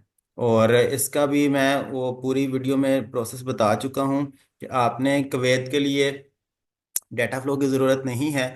आपने सिंपल प्रोमेट्रिक टेस्ट अपना स्केजुअल करना है। और जिस तरह कुवैत के लिए होगा ऐसे ही बाकी तमाम गल्फ कंट्रीज़ के लिए भी होगा। तो आपने जस्ट अपना टेस्ट स्केजुअल किया और उसके बाद आपने टेस्ट पास करना है। जब आपका टेस्ट पास हो जाएगा तो उसके बाद फिर आपने अपने डॉक्यूमेंट कुवैत एम्बेसी से अटैच करवाने हैं। तो उनको डाटा डाटा फ्लो की ज़रूरत नहीं है। उनको एम्बेसी के डॉक्यूमेंट्स वेरिफिकेशन चाहिए, और वो आप टेस्ट पास करने के बाद करवाएंगे। ठीक है। अच्छा, तो टेस्ट अगर हमारा पास हो गया है, जी, ठीक है, तो अब हम क्या करें? आगे स्टूडेंट वहां जाके या फिर वही कि यहाँ बैठ के ऑनलाइन हम लोग क्लास दोनों करें? दोनों ऑप्शन हैं। और पूरे गल्फ में मैं एक ज़रूरी बात सबको बताना चाहूँगा कि आपने जिस भी गल्फ कंट्री को टारगेट करना है वहाँ पर आपके कोई जानने वाले, कोई दोस्त, कोई रिश्तेदार ज़रूर होने चाहिए। क्योंकि जब आप किसी भी नई जगह पर जाते हैं तो आपको आगे से कोई रिसीव करने वाला नहीं है, तो आपको बहुत ज़्यादा चैलेंजेस का सामना करना पड़ सकता है। तो बिल्कुल आपने बिल्कुल। सबसे पहले तो डॉक्यूमेंट्स लाइसेंस कंप्लीट करने हैं, और उसके साथ में फिर एम्प्लॉयर सर्च करेंगे। अगर आपको लाइसेंस पास हो गया है और ऑनलाइन जॉब मिल जाती है तो फिर किसी किस्म की कोई परेशानी नहीं है। लेकिन कुवैत के लिए पाकिस्तानियों के वीज़े कम निकल रहे हैं। जी, जब बाकी गल्फ कंट्रीज हैं एक बहुत लंबा अरसा कुवैत के वीज़े पाकिस्तानियों पर बैन रहे हैं, पाकिस्तानी नहीं जा सकते थे। अभी वीज़े ओपन हैं लेकिन कम हैं। तो आपने ये सारी अपना सारा कंप्लीट होमवर्क करना है। मुझसे बहुत से लोग राब्ता करते हैं, तो फिर उसका सिंपल सोल्यूशन मैंने यही निकाला है कि आप 1-to-1 सेशन ले लीजिए, कंसल्ट कर लें। आपके सरकमस्टांसिस के अकॉर्डिंग आपका पूरा उसमें हिस्ट्री जानी जाएगी, जिस तरह हम एक पेशेंट की हिस्ट्री लेते हैं और उसके बाद हम डायग्नोसिस बनाते हैं। तो आपका एक प्रॉपर इंटरव्यू होगा। इंटरव्यू के बाद आपके सारे हालात को, सारे वाकयात को देखते हुए जो बेस्ट ऑप्शन होगा उसके बारे में गाइड किया जा सकता है। तो अगर किसी कंट्री में आपके जानने वाले मौजूद हैं, आपको बहुत ज़्यादा सहूलत होगी। तो जब हम ओमान में आए थे, यहाँ पर दोस्त थे, उन्होंने हमें रिसीव किया एक पूरा हफ्ता 10 दिन, तो हमारा हनीमून पीरियड चलता रहा। हमने पूरा ओमान एक्सप्लोर किया, मुख्तलिफ जगहों पर गए। और जो जॉब थी वो तकरीबन हम 6 तारीख को 4 तारीख को पहुंचे थे। 6 नवंबर को हमारा लाइसेंस क्लियर हुआ था, 6 को टेस्ट था। और जो हमारी जॉब शुरू हुई है वो 27th को हुई है। तो आप अच्छा। ये जो 23 डेज थे, ये हमने सिर्फ चिल किया है, यहाँ पर घूमे फिरे हैं, हम्म, मस्तियाँ की हैं। तो ये अच्छा। ज़रूरी चीज़ है कि आप जहाँ पर जा रहे हैं। तो आपका कहना ये है कि जॉब हंटिंग में भी जी जैसे जी। रेफरेंस चलता है, जैसे पाकिस्तान में हर जगह ही रेफरेंस चलता है, ठीक है। तो बिल्कुल इस बिल्कुल तरह बिल्कुल। बाकी कंट्रीज में भी, आप दुबई में हैं, आप सऊदीया में हैं, आपका रेफरेंस होना अच्छी बात है। जी जी। अब देखें, रेफरेंस होगा तो आपको कोई वहां पर रिकमेंड कर सकता है, कोई बता सकता है। अब जिस सेटअप में मैं आया हूँ, यहाँ पर एक सीरिया से फिजियो थी। सीरिया के हालात, जो लोग इंटरनेशनल करंट अफेयर से अपडेट रहते हैं उनको मालूम होगा कि वहाँ पर वॉर है, एक लंबे अरसे से जंग चल रही है। तो उनके कुछ फैमिली इश्यूज थे, वो वापस चली गई। तो मेरे एम्प्लॉयर ने मुझे कहा, मेरी क्लास फेलो थी, उनके पास डाटा फ्लो था, मैंने उनको रिकमेंड किया, उन्होंने इंटरव्यू किया, और अब उनका वीज़ा प्रोसेस चल रहा है। होप्स हो कि वो 1 हफ्ते या 2 हफ्तों के अंदर अंदर यहाँ पहुँच जाएंगी। तो आपने रिकमेंड करना है जहाँ पर जॉब है, और अगर वहाँ पर कुछ जानने वाले होंगे आपको रिकमेंड करेंगे, आप इजीली पहुँच जाएंगे। तो इसके बाद आपको काफी सारे मैसेज आने वाले हैं इस मैं अब स्टोरी के बाद कुछ देखें, जो रियलिटी है मैं वो शेयर कर रहा हूँ। अब किसी के पास डाटा फ्लो है, तो उसको कोई अपॉर्चुनिटी मिल रही है, तो किसी का भला हो जाए तो क्या चाहिए। मैंने कौन सा अपनी जेब से किसी को बुलाना है या अपनी जेब से सैलरी देनी है। लेकिन किसी को फेवर मिल रही है तो अच्छी बात है। अच्छा, ठीक है। अब इंशाल्लाह हम भी, और मेरे मुझे लगता है कि आपने जितनी जितनी ओमान की तारीफें कर रहे हैं ना, तो ऑल दो मेरा अपना प्लान था कि चलें हम कोई और गल्फ कंट्री की तरफ चलते हैं, मगर मुझे लगता है सारे स्टूडेंट्स अब ओमान के सवाल पूछेंगे। अच्छा, ए, अब मैं थोड़ी चैट बॉक्स में देखूं कि जी जी। सवाल है, फिर मैं अगली country. How to contact the employer, sir ने बताया है कि आपने उस कंट्री में गूगल मैप में जाना है, एक सीक्रेट टिप दी है, और फिर वहां गूगल मैप से आप डिफरेंट देखो कि कहाँ कहाँ क्लिनिक है, और फिर उसके अकॉर्डिंग उनसे कांटेक्ट करो। और फिर इन्होंने naukri.gulf.com भी बताया है, तो आप इस तरह से कांटेक्ट कर सकते हैं। Is any age limit for the job in Oman? Oman में जी कोई एज लिमिट है? कोई एज लिमिट नहीं है। जितना आपका एक्सपीरियंस ज़्यादा होगा, उतने चांसेस ज़्यादा हैं कि आपको अच्छी जगह पर जॉब मिल जाएगी। तो एज लिमिट नहीं है। डॉक्यूमेंट्स आपने कंप्लीट करने हैं, तो जब डॉक्यूमेंटेशन आपकी ठीक कंप्लीट है, होगी दूसरा सब तो ठीक है। आपके लिए बहुत ज़्यादा अपॉर्चुनिटीज़ हो जाएंगी। ठीक है। फिर है someone have own private clinical experience, that experience can be given in data flow, कि किसी का अपना क्लिनिक है जी जी। अब तो वो हम इसमें एक्सपीरियंस काउंट कर सकते हैं? इसमें 2-3 बातों का ख्याल रखना ज़रूरी है। एक तो जो क्लिनिकल सेटअप है, डाटा फ्लो वाले प्रेफर करते हैं कि आपका वो पंजाब हेल्थ केयर कमीशन के साथ या पाकिस्तान मेडिकल कमीशन के साथ वो रजिस्टर होना चाहिए। तो एक राइट। रजिस्टर्ड क्लिनिक वो आप लाजमी उसमें यूज़ कर सकते हैं कि अगर आपने अपना अपना इंडिपेंडेंट सेटअप वो रजिस्टर करवा रखा है, तो फिर आप उसका एक्सपीरियंस लेटर यूज़ कर सकते हैं। और अगर एक्सपीरियंस लेटर आपका आपका क्लिनिक रजिस्टर नहीं है और आपने अपना एक्सपीरियंस लेटर खुद ही वेरीफाई करना है, तो ऐसा नहीं होगा। आप अपना एक्सपीरियंस लेटर खुद से वेरीफाई नहीं कर सकते। इस तरह तो हर फिजियो लेटर हेड प्रिंट करवाएगा और अपने एक्सपीरियंस वेरीफाई करना शुरू कर देगा। तो चेक एंड बैलेंस इन्होंने रखा है। और मैंने शुरू में भी जिस तरह जिक्र किया कि अब पहले सिर्फ ऑनलाइन वेरिफिकेशन होती थी, फिर इन्होंने फिजिकल वेरिफिकेशन शुरू की। अब फिजिकल और ऑनलाइन के साथ कॉल करके भी पूछते हैं कि ये बंदा आपके पास काम करता था तो ये जेन्युइन है या ये नहीं है। ऐसा ही है। तो ये सारी चीज़ों का अच्छा। ख्याल रखना ज़रूरी है। हम्म। अच्छा जी, आगे है डॉक्टर अनिला पूछ रही हैं कि is there any compulsion of BLS certificate for Saudi Arabia और नॉट? सऊदी अरेबिया पे आ जाते हैं साथ ही हम, जी जी। कि BLS सर्टिफिकेट सऊदी अरेबिया के लिए कंपल्शन है या नहीं? BLS सर्टिफिकेट कंपल्शन नहीं है। ये जॉब की रिक्वायरमेंट है। मेरे दोस्त डॉक्टर इरफान वो सऊदीया गए हैं, उनको अभी तक ज़रूरत नहीं पड़ी। लेकिन यहाँ पर ओमान में हमें ज़रूरत पड़ी जब हमारे एम्प्लॉयर ने हमारे हेल्थ लाइसेंस सर्टिफिकेट इशू करवाना था। तो उस वक्त उन्होंने हमें कहा कि आपने हमें BLS प्रोवाइड करना है। तो उस वक्त फिर हमने उनको दिया है। डॉक्यूमेंट्स अच्छा, में इनिशियली इसकी ज़रूरत नहीं होती, लेकिन लेटर ऑन इसकी ज़रूरत पड़ती है किसी गल्फ कंट्री में, तो ये आपके पास हो तो ये एक प्लस पॉइंट है, कंपल्शन नहीं है। ठीक है। चलें सर, सऊदीया का डाटा फ्लो और सऊदीया के लिए एक्सपीरियंस और जॉब हंटिंग और जॉब एक्सपीरियंसेस ये डिस्कस करते हैं। ओके, सऊदीया के लिए मैंने रिसेंटली एक वीडियो अपलोड की थी। यहाँ पर डीपीटी की बेस पर जो पिछले साल 23 और मिड ऑफ 24 तक सिस्टम चल रहा था, उसमें आपके पास जो डीपीटी डिग्री होल्डर्स हैं उनको टेस्ट भी देना पड़ता था और समटाइम्स इंटरव्यू देना पड़ता था, दोनों चीज़ें भी होती थी। उसके बाद उनको लाइसेंस मिलता था। लेकिन अभी डीपीटी की बेस पर सऊदीया में टेक्नीशियन रैंक मिलना शुरू हुआ है, तो उन्होंने टेस्ट और इंटरव्यू दोनों एग्जाम्प्ट कर दिए हैं। सिर्फ आपने डाटा फ्लो करवाना है, मेरिट प्लस पर अपना अकाउंट बनाना है, उसकी फीस पे करनी है, दो स्टेप्स में होगी, रजिस्ट्रेशन और क्लासिफिकेशन। रजिस्ट्रेशन की फ़ीस 200 सऊदी रियाल है और क्लासिफिकेशन की फ़ीस 560 सऊदी रियाल है। इस तरह टोटल आपने 760 सऊदी रियाल पे करने हैं, आपको लाइसेंस मिल जाएगा विदाउट एनी टेस्ट और इंटरव्यू। ये है डीपीटी वालों के। टीपीटी अगर किसी ने की है तो। जी, टेक्नीशियन रैंक मिलेगा, बहरहाल ये चीज़ उनको जहन में रखनी चाहिए। और हम्म। अगर किसी के पास एमएस की डिग्री है तो उसको पहले टेस्ट एमएस की बेस पर एग्जाम्प्ट होता था और सिर्फ एक ऑनलाइन इंटरव्यू होता था और उनको स्पेशलिस्ट का रैंक मिलता था। लेकिन अभी ठीक है। एमएस की बेस पर टेस्ट रखना शुरू कर दिया है और टेस्ट के बाद आपको इंटरव्यू देना पड़ेगा और उसके बाद लाइसेंस इशू होगा। तो ये एक लेटेस्ट अपडेट है सऊदी अरब के हवाले से कि डीपीटी वालों को यहाँ ठीक है। पर टेक्नीशियन रैंक मिल रहा है।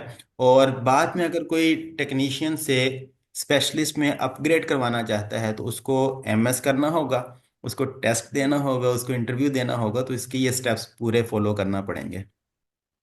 ठीक है, यानी सऊदीया का तो हमारा फिर ऑफ गया ना, वो इसलिए क्योंकि सऊदीया ने फिर पहले टेक्नीशियन और फिर उसके लिए एमएस कंपलसरी कर दिया जो बाकी कंट्रीज में नहीं है। जी, अच्छा, और जॉब अगर सऊदीया में हम देखें कि जॉब आसानी से मिल जाती है या उसमें बहुत ज्यादा हंटिंग करनी पड़ती है? जॉब्स, मेरे जो दोस्त हैं डॉक्टर इरफान, वो पाकिस्तान से ही जॉब हंटिंग करके गए हैं और उनको लिंक्डइन के थ्रू जॉब मिली है।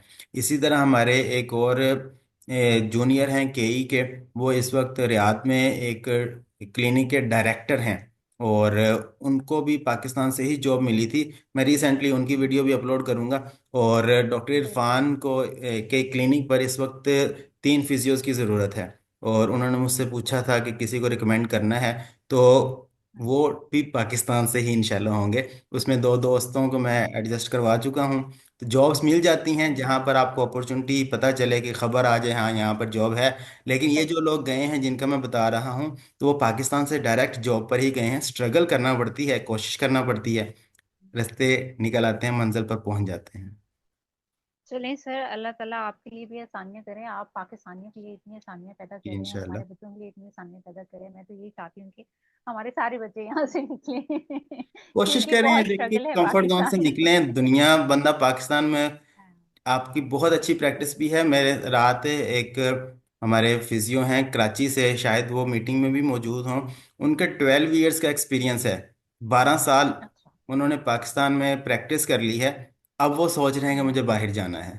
तो एक टाइम आता है कि जब आप प्लेटू फेज पे आ जाते हैं कि आपकी ग्रोथ नहीं हो रही, आप स्टक हो हम्म। रहे हैं, आपको अपनी प्रोग्रेस नज़र नहीं आ रही, तो फिर आपको उस बिल्कुल। जगह को छोड़ देना चाहिए।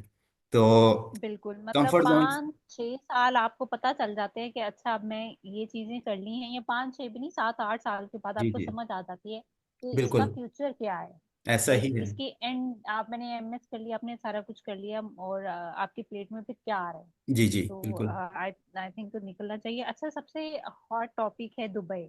जी दुबई के बहुत सारे बच्चे आते हैं मेरे पास, और मैं सऊदीया, दुबई और ज्यादातर ये बहरीन, जी जी, यही डील करती हूँ, और बच्चे भी ज्यादा इन्हीं कंट्रीज में के लिए आते हैं। जी जी। तो सर बताएंगे दुबई के बारे में जरा? ओके, दुबई की जगह पर मैं बात पहले करना चाहूँगा यूएई की। कि अगर आप को यूएई में टोटल हमारी 7 स्टेट्स हैं और दुबई उसमें एक स्टेट है, एक सिटी है। जो यूएई का कैपिटल बिल्कुल। है वो है अबू धाबी। और पूरे यूएई में इस वक्त 3 लाइसेंस चल रहे हैं। एमओएच है जो कि 5 स्टेट्स के लिए है, डीओएच है जो कि 2 स्टेट्स के लिए है, और डीएच है जो कि ओनली दुबई के लिए है। दुबई हेल्थ अथॉरिटी का। तो डीएचए, MOH है। एमओएच, डीओएच और डीएचए। हाँ, ठीक है। तो अब लोग सिर्फ दुबई का नाम सुन रखा है, उनको फजीरा का नहीं पता, उनको रासुल खैमा का नहीं पता, उनको अलाइन का नहीं पता। तो अबू धाबी है, उसके बाद शारजा है, तो मुख्तलिफ स्टेट्स हैं। तो अगर आपके पास यूएई में एमओएच है, आपके पास जॉब के चांसेस ज़्यादा हैं, क्योंकि आपके पास 5 हम्म। स्टेट्स का ऑप्शन है। आपके पास डीओएच है तो आपके पास 2 स्टेट्स का ऑप्शन बिल्कुल। है। और अगर आपके पास डीएच है तो आपके पास सिर्फ दुबई का ऑप्शन है। हम्म। ये कन्वर्ट हो सकते हैं, उसकी एक पूरी मतलब अच्छा, ये अलग जो से। 2 स्टेट्स आपने कही है TOH के लिए, ये कौन जी जी, सी हैं? अबू धाबी है इसमें मेन, और मुझे इसके भी साथ इनके एक और स्टेट है, तो वहां पर ये अच्छा। अप्लाई है, एप्लीकेबल है। तो दुबई में हम्म। अगर सच पूछें तो हम्म। जॉब्स बहुत कम हैं, सैचुरेशन बहुत ज़्यादा है। हमारे बहुत से फिजियोज ने दुबई के लिए, डीएचए के लिए हम्म। तैयारी की। और आज हम्म। डॉक्टर मुशाफ से जब मेरी बात हो रही थी यूएई के हवाले से, पूरा मैंने उनके साथ सेशन किया है, तो वो बता रहे थे कि मैंने भी डीएचए करवा कर ही मैं यहाँ पहुंचा था। जब मैंने यहाँ पे हालात देखे तो उसके बाद फिर मैंने अपना डीओएच हम्म। डीएचए कन्वर्ट किया एमओएच में। और इस वक्त वो रासुल खैमा में जॉब कर रहे हैं, हम्म। और उनको 2 साल मुकम्मल हो गए हैं वहाँ पर। हम्म। लेकिन हमारे जो एमएस हम्म। के फेलोज थे जिन्होंने डीएचए किया, एक को 9 माह के बाद जॉब मिली दुबई में, एक को 5 माह के बाद मिली, एक को 7 माह के बाद मिली, एक को 4 माह के बाद मिली। तो अब उन सब का सर्वाइवल वो एक अलग दास्तान है। मैं कोशिश करूंगा कि उन सब के इंटरव्यूज रिकॉर्ड करके चैनल पर शेयर करूं, लेकिन स्ट्रगल उन्होंने बहुत ज़्यादा की है। हम्म। तो अगर उनके हालात देखें तो हम तो हम्म। पाकिस्तान से चिल माहौल में जहाज में बैठे यहाँ पहुंच गए। तो ये एक प्लस पॉइंट है अगर हम कंपैरिजन में जाते हैं। दुबई में जॉब्स कम हैं, फिजियोस ज़्यादा हैं, इंटरनेशनल एक ग्लोबल सिटी है, बहुत सी हम्म। नेशनलिटीज़ के लोग वहाँ मौजूद हैं। तो हम्म। जैसे ही एक सीट खाली होती है, हम्म। तो वहाँ पर उनका सिस्टम इस तरह का है, बहुत फास्ट सिटी है, वो रुक नहीं सकते, इंतज़ार नहीं कर सकते। तो वहाँ पर जो उनको सीवी देकर गया, जो बंदा आया उसको रख लेते हैं। तो बहुत कम टाइम के लिए वैकेंसी आती है, लेकिन फ़ौरन ही वो ऑक्युपाइड हो जाती है। तो अगर आप ये सोचते हैं कि आप हम्म। डीएचए करने के बाद पाकिस्तान में रहते हुए जॉब हंट कर लेंगे, तो ये एक खाम ख्याली है। 1 to 2% चांसेस ही हैं। या तो आपका बहुत ज़्यादा स्ट्रॉन्ग कोई रिलेशन है, कोई लिंक है, तब आपको जॉब मिल सकती है, अदरवाइज ऑनलाइन मुश्किल है डी। बिल्कुल बिल्कुल।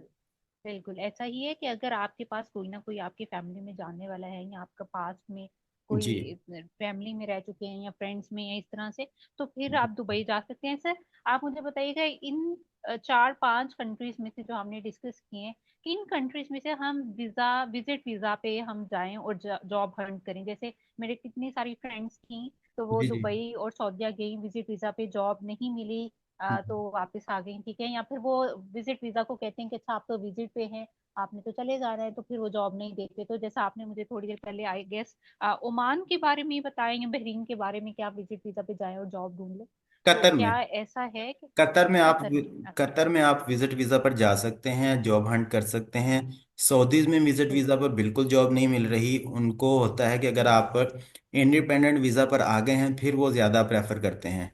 लेकिन अगर आप एम्प्लॉयर को सेटिस्फाई कर लेते हैं तो फिर वो कहते हैं ठीक है आप एग्जिट लें और उसके बाद आप वापस आ जाएं।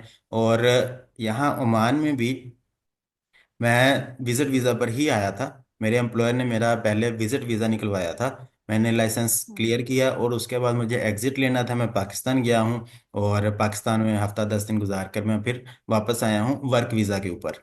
तो विजिट वीज़ा पर आप ओमान आ सकते हैं, आपके पास डाटा फ्लो है। और अगर आप अपने विजिट वीज़ा पर ओमान आ जाते हैं, फिर बहुत ज़्यादा चांसेस हैं कि यहाँ पर वैकेंसीज हैं, इनको लाइसेंस बंदे ही नहीं मिल रहे। तो अगर आपके पास डीएचए होगा, आप यहाँ पर आके विजिट करते हैं और एम्प्लॉयर को फेस टू फेस आप अपने इंटरव्यू में सेटिस्फाई कर लेते हैं, तो आपकी जॉब पक्की है। ओमान में आप ओके विजिट वीज़ा सर, पर आ मुझे सकते किसी हैं, ने ये कतर भी में आ सकते बताया, जैसे आपने, सॉरी, मुझे हैं। किसी ने ये भी बताया, जैसे आपने भी डिस्कस किया, कि वो आपकी एक्सपीरियंस ये सारी चीजों के अलावा ये भी देखते हैं कि आपका कम्युनिकेशन कैसा है। जी जी कि आप पेशेंट को डील करना तो और बात होती है, आपकी ड्रेसिंग कैसी है, आप उनसे उनसे बात कैसे करें, आपने पहना क्या हुआ है, आप कैसे आए, तो ये जी, चीजें भी मैटर करती हैं। बिल्कुल मैटर करती हैं। देखिए आप प्रोफेशनल एक प्लेटफॉर्म पर हैं, और बल्कि आप इंटरनेशनल प्लेटफॉर्म पर जा रहे हैं, तो ये सारी आपकी ग्रूमिंग होनी चाहिए। उनको ट्रेन पर्सन चाहिए। अभी मुझसे बहुत से फिजियोज पूछते हैं, सर हम फ्रेश ग्रेजुएट्स हैं तो हमें आप इंटर्नशिप पे अपने पास बुला लें। तो यहाँ पर मैं कहता हूँ कि इंटर्नशिप वाला कोई चक्कर नहीं है, यहाँ पर फिजियो ने ही सारा कुछ करना है। तो हमारे पाकिस्तान में कल्चर बहुत डिफरेंट किस्म का है कि एक फिजियो पास आउट होता है, उसने 3 4 इंटर्न्स रख लेते हैं, वो क्लिनिकल सेटअप चलना शुरू हो जाते हैं। तो यहाँ पर ठीक जब है। आप इंटरनेशनल प्लेटफॉर्म पर हैं तो वो ये सारी चीज़ें नोट करते हैं। तो आपकी उसमें ड्रेसिंग स्किल्स, आपकी कम्युनिकेशन स्किल्स, आपकी प्रेजेंटेशन स्किल्स, ये सारी मैटर कर रही होती हैं। ठीक है। अच्छा सर, ये भी बताइएगा कि आपने पीएएसबी में काम किया है जी जी। पाकिस्तान में, वो बिल्कुल ही गल्फ से हटके है। पहले गल्फ तो हमारा हो गया ना कंप्लीट, जी जी। कि आप कुछ और शेयर भी करना चाहेंगे? बस इसमें देखें, आपने माइंडसेट बनाना है कि आपने मूव करना है। तो जब आप प्लान बना लेते हैं तो फिर अल्लाह ताला भी रास्ते पैदा करता है। डॉक्यूमेंट्स के बगैर आप कुछ भी नहीं हैं, कहीं पे भी नहीं हैं। आपने अपने डॉक्यूमेंट्स कंप्लीट करने हैं। जब आपके पास डॉक्यूमेंट्स कंप्लीट हैं तो फिर आप जॉब के लिए अप्लाई कर सकते हैं, और अप्लाई करने वालों को ही जॉब मिलती है। जो सिर्फ सोचते रहते हैं, देखते रहते हैं, प्रैक्टिकली कुछ नहीं करते, तो फिर उनको मुश्किलात का सामना करना पड़ता है। बिल्कुल, यानी लिंक्डइन पे भी हमें एक्टिव होना पड़ेगा। बिल्कुल बोलना बिल्कुल। चाहिए कि लिंक्डइन पे बहुत ज्यादा आपने सारी जितनी भी हैं, और ज्यादा से ज्यादा सर्टिफिकेशंस लेनी चाहिए, जी ताकि जी। आप अपनी पीवी पे या बेहतरीन जगहों पे काम करें। और क्लिनिकल एक्सपीरियंस होना बहुत ज्यादा जरूरी है जी बिल्कुल। As compared to academic. ठीक है सर, पीएसपी में आपका कैसा रहा एक्सपीरियंस? पाकिस्तान में थे जब आप, जी तो जी। आपने लिखा है कि पाकिस्तान स्पोर्ट्स बोर्ड में बहुत ज़बरदस्त एक्सपीरियंस रहा। अगर कोई मुझसे ये पूछता है कि एमएस किस प्रोग्राम में करना चाहिए, तो मैं उसको यही कहता हूँ कि आप एमएस स्पोर्ट्स में करना चाहिए। Just a minute, okay. MS अगर आप स्पोर्ट्स में करते हैं तो उसके फायदे मुझे ज़्यादा लगते हैं कि हम जब डीपीटी कर लेते हैं तो डीपीटी में हमने ऑर्थो पढ़ी, न्यूरो पढ़ी, कार्डियोपल्मोनरी पढ़ लिया, बाकी सारे सब्जेक्ट्स पढ़ लिए। तो उसमें हमने बिल्कुल पेशेंट्स को ट्रीट करना है, पेशेंट्स को ठीक करना है। लेकिन स्पोर्ट्स में हम एक नॉर्मल को, एक एथलीट को सुपर एथलीट बनाते हैं, सुपर ह्यूमन बनाते हैं। मैं कह सकता हूँ कि आपने एक फिट बंदे को सुपर फिट बनाना है, तो उसके लिए क्या बिल्कुल। करना होगा, उसकी ट्रेनिंग कैसे करना होगी। तो डेफिनेटली जब आप फिट को सुपर फिट बना रहे हैं तो आप डिजीज्ड पर्सन को आसानी से ट्रीट कर सकते हैं। तो ये एक स्पोर्ट्स का प्लस पॉइंट है कि अगर आप स्पोर्ट्स में आना चाहते हैं तो उसमें डिजीजेस सारी आएंगी, सारा कुछ पढ़ेंगे, लेकिन प्लस पॉइंट यही होगा कि आपको स्पोर्ट्स रिलेटेड ट्रेनिंग आ जाएगी, ये सारी चीज़ें आ जाएंगी। और दूसरी अहम बात कि आप किसी भी प्रोग्राम में मास्टर्स करना चाहते हैं तो उसमें आपका इंटरेस्ट ज़रूर होना चाहिए। इंटरेस्ट के बगैर करेंगे तो फिर आपके लिए प्रॉब्लम्स हैं। जब आपका इंटरेस्ट होगा फिर आपके लिए आसानी होगी। तो इंटरेस्ट जिस प्रोग्राम में है उसको चूज़ कीजिए। और स्पोर्ट्स में आना चाहते हैं तो बहुत अच्छे इसके। अब यहाँ पर एक और फिर अपने क्लिनिक की ही बात करूँगा। मैं यहाँ पर आया हूँ तो मेरे एम्प्लॉयर ने अब क्लिनिक के साथ एक पूरा ग्राउंड उसको वो रेनोवेट करवा रहे हैं कि हमने इस पूरे इलाके के जितने एथलीट्स हैं उनको इस क्लिनिक पर लेकर आना है, और उनकी रिहैबिलिटेशन के लिए हमारे पास ग्राउंड होना चाहिए। और एक बड़ी हैवी इन्वेस्टमेंट कर रहे हैं, और उन्होंने मुझे स्पोर्ट्स हेड बनाया है कि स्पोर्ट्स रिहैबिलिटेशन का जितना केसेस होंगे वो मैं डील करूंगा। तो ये एक प्लस पॉइंट है। और पूरे गल्फ में फुटबॉल बहुत ज़्यादा खेली जाती है। हमारे क्लिनिक पर अच्छा। डेली को 2 4 पेशेंट वो एसीएल रिपेयर रिकंस्ट्रक्शन रिहैब के आ रहे होते हैं।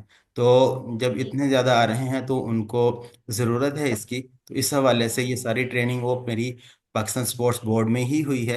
इसलिए मैं कह सकता हूँ कि वो बल्कि एक। मैं तो यही चाहती हूँ कि पीसीबी में भी हमारे जो बाहर से फिजियोथेरेपिस्ट आए हैं, वो बाहर से ना आए, हमारे बाहर से हमारे पाकिस्तानी फिजियो जी जी। बाहर जाके माशाल्लाह इतना लर्न करें कि अपने मुल्क में आके पीसीबी में वो जो हमें बाहर से मंगवाने पड़ते हैं, अफ्रीका से हमने जी हायर जी। किए हुए हैं, और डिफरेंट कंट्री से हम लोगों ने डिफरेंट फिजियोस को बुलाया हुआ है। तो बेहतर है कि हम अपने ही मुल्क से बाहर निकले और फिर डिफरेंट कंट्रीज में जाके एक्सप्लोर करें। आप जो दुबई में जाना चाहते हैं, दुबई एज अ गेट पे भी कुछ लोग यूज करते हैं जी कि जी। हम दुबई से आगे निकल जाएंगे। तो हम्म अगर आप हम्म, ऐसे करना चाहते हैं जरूर करें, और मैं यही चाहती हूँ कि आप ये सारा कुछ करके वापस पाकिस्तान में अपने एक्सपीरियंसेस लेके आए जरूर, कि हम यहाँ क्रायोथेरेपी और हीटिंग और डिफरेंट जो है चीजें इन्हीं पे रह गए। हम थोड़ी हम्म, सी फैसिलिटीज जो या फिर जो नई नई चीजें हैं, हम्म, नई मोडेलिटीज हैं या नई टेक्निक्स हैं, वो इंशाल्लाह इस पे भी बात करेंगे हम किसी दिन कि अच्छा इंशाल्लाह। यहाँ क्या टेक्निक्स हैं और वहाँ क्या टेक्निक्स हैं। जी जी सर बिल्कुल। आप कुछ और शेयर करना चाहेंगे या फिर मैं चैट बॉक्स की तरफ चलूँ? चैट बॉक्स में चलते हैं, बाकी साथ साथ बातों से बात निकलती रहेगी, किसी का कोई क्वेश्चन है तो वो हम ठीक पहले है। डिस्कस कर लेते किसी हैं। ने पूछा है सऊदीया में टेक्नीशियन की सैलरी कितनी है? टेक्नीशियन की सैलरी जो स्टार्टिंग मिनिमम है वो 3000 है। 3000 से लेकर 4000 4500 मैक्सिमम तक मिल जाती है। लेकिन एक जो ब्रैकेट है वो 3000 से लेकर 4000 इन बिटवीन है। ठीक है। और ठीक है। अच्छा। किसी ने कहा है कि जी हॉस्पिटल में इंटर्नशिप करें, वो इंटर्नशिप लेटर बना के देते हैं ना कि experience letter, what should we do? तो बेटा एक्सपीरियंस और इंटर्नशिप में डिफरेंस होता है। आपने एक्सपीरियंस के लिए आपको वो आज आपको हायर करते हैं जॉब, और आपकी पेड होती है, ठीक है, लाइक जॉब होती है आपकी। इंटर्नशिप में वो आपको वो जॉब नहीं, इंटर्नी हायर करते हैं। आप 6 मंथ्स की इंटर्नशिप करें कहीं भी या 3 मंथ्स की, उसके बाद फिर आपको इनिशियली पहले इंटर्नशिप करनी पड़ती है, फिर आपको जॉब मिलेगी। और तो इसमें वो हमने एक लूप होल कह लें या एक चोर रास्ता कह लें कि अगर आपके पास टाइम ड्यूरेशन कंप्लीट हो चुकी है, यानी कि आपने डीपीटी कर ली है और आपके पास 2 साल मुकम्मल हो चुके हैं, तो फिर आप किसी जानने वाले की मिन्नतरला कर लें कि भी वो आपको एक्सपीरियंस लेटर बना दे और उसको नहीं, वो हम भी वेरीफाई बना कर के दे। देते हैं सर। हाँ, तो वो वेरीफाई कर दें। तो हाँ। फिर इस तरह के बिल्कुल। रास्ते निकल आते हैं। थोड़ा सा निकल इलीगल आते हैं। होता है, लेकिन वो इलीगल भी आपका लीगल होना चाहिए कि उसको फिजिकली और ऑनलाइन वेरीफाई किया जा सके। और सबसे मेन चीज़ बिल्कुल। कि आपके पास स्किल होनी चाहिए। अगर आप लाइसेंस हम्म। एक्सपीरियंस बनवा लेते हैं और आप इंटरव्यू में एम्प्लॉयर को सेटिस्फाई नहीं कर पाते और आपकी बातों से लगता है कि आपने कभी कोई पेशेंट ही नहीं अटेंड किया, तो फिर उस एक्सपीरियंस का भी आपको फायदा नहीं होगा। अच्छा, उसमें आगे सवाल है, currently I am doing sports masters, masters in sports ना, but I need guidance of where to start sports physiotherapy in Pakistan. ये तो पाकिस्तान के बारे में आ गया ना। As I don't have any hand of experience of dealing with athletes. अच्छा, आपको ऐसे तो लिंक्स बनाने पड़ते हैं, लाइक आप आपको आई थिंक जॉब सबसे पहले देखनी पड़ती है। जॉब जब आप करते हैं और आपका आपको आ जाता है, मिल जाता है, आपको एक्सपीरियंस हो जाता है, तो फिर खुद ही पेशेंट आपके पास चल के आता है, आपको पेशेंट के पास नहीं जाना पड़ता। सर आप क्या कहेंगे इसके बारे में? इसमें एक तो जब आप रेजिडेंसी में जाते हैं, अगर आप रिफ़ा से कर रहे हैं तो रिफ़ा की रेजिडेंसी को तो मैं बहुत अच्छी तरह जानता हूँ कि अब पूरा एक हम्म। साल वहाँ पर रेजिडेंसी, 2 सेमेस्टर आपके रेजिडेंसी में गुजरते हैं। तो रेजिडेंसी में जब आप जाएंगे तो वहाँ आपका इंटरेस्ट ये डिज़ाइन करेगा, आपका इंटरेस्ट ये डिसाइड करेगा कि आप कितने एथलीट्स के साथ कितनी लर्निंग कर सकते हैं। तो स्पोर्ट्स बोर्ड में आपकी रेजिडेंसी में आपको एक स्टार्टिंग पॉइंट मिल जाता है जिसकी बेस पर आप एक्सपीरियंस गेन कर सकते हैं। बाकी आप जिस जगह रहते हैं आप वहाँ पर जिम विजिट कर सकते हैं, हर इलाके में कोई ना कोई ग्राउंड मौजूद है, वहाँ विजिट कर सकते हैं। आपने अपनी वर्थ लोगों को बतानी है, आपको क्या आता है, तो उसके बाद ही फिर आपकी ये हैंड्स ऑन भी बनेगी, बाकी सारी चीज़ें भी बनेंगी। हम्म। अच्छा, which licence is valid for Oman practice? I am from Pakistan, thank you. Still पेप्टा भी एक्सेप्टेबल है, पेट्रा भी एक्सेप्टेबल है और एलाइड हेल्थ प्रोफेशनल काउंसिल का लाइसेंस भी चल रहा है। सिर्फ सऊदी अरब के लिए पेप्टा की बेस पर कुछ रिजेक्शंस आई हैं लोगों को, लेकिन ओमान में तीनों जो हमारी एसोसिएशंस हैं उनमें से किसी का भी लाइसेंस वो अभी तक एक्सेप्टेबल है, उसमें कोई अभी तक किसी को इश्यू नहीं आया। ठीक है।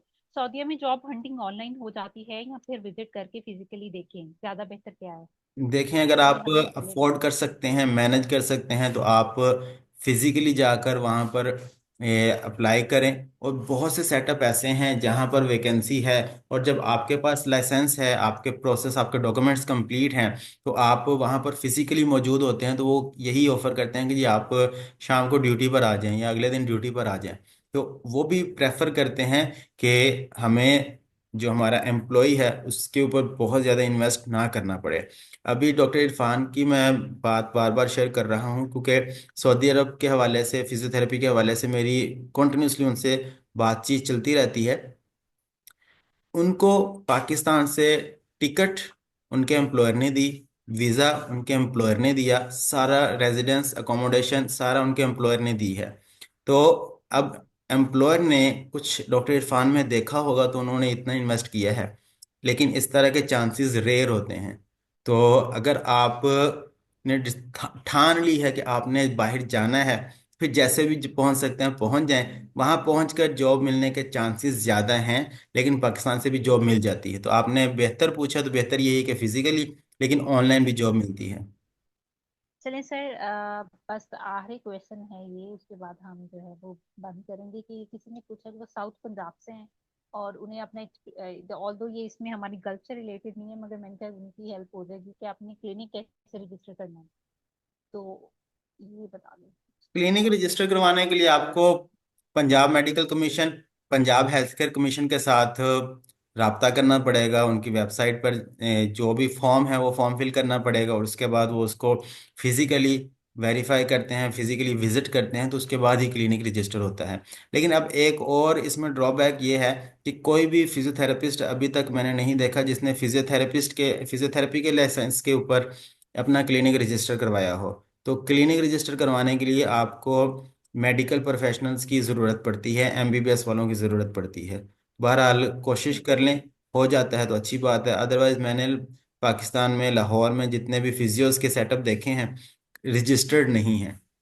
तो इसके लिए आपको वो कोई अमूमन एक्स्ट्रा किसी हॉस्पिटल के साथ ही होते हैं, एक अलग हॉस्पिटल के किसी साथ होते हैं, इंडिपेंडेंट। लेकिन जो अपना इंडिपेंडेंट सेटअप कर रहे हैं तो वो सेटिस्फाई कर लेते हैं केयर कमीशन को, पंजाब केयर कमीशन को, हेल्थ केयर कमीशन को, लेकिन रजिस्टर्ड फिर भी नहीं है। ऐसा ही। Thank you so much sir, बहुत ज्यादा हेल्प हुई आपने, इतने छोटे टाइम में इतनी सारी कंट्रीज को कवर अप किया। इसके अलावा अगर आप कुछ कहना चाहेंगे तो आप अभी भी, हमारा कोई आपके पास कोई सीक्रेट है या फिर कुछ शेयर करना चाहेंगे तो आप कर सकते हैं। मैं बस एंड पे दो तीन बातें ही कहना चाहूँगा। एक तो मुझसे डेली कोई तकरीबन 50-60 लोग राब्ता करते हैं, मैसेज करते हैं। तो सबसे पहली बात, वो हमारे प्रोफेशनल्स, आप सारे हमारे प्रोफेशनल्स हैं, आप अपना इंट्रोडक्शन ज़रूर करवाया कीजिए। जब आप अपने बारे में कुछ नहीं बता सकते तो अगला बंदा कैसे आपको गाइड करेगा। मेरी कोशिश होती है कि जितना मैं गाइड कर सकूं, लेकिन उसमें फिर जब कोई बहुत ज़्यादा पूछना चाहता है तो उसके लिए एक पेड सेशन हमने रखा है। आप 1-to-1 काउंसलिंग ले सकते हैं, सेशन ले सकते हैं, गाइडेंस ले सकते हैं।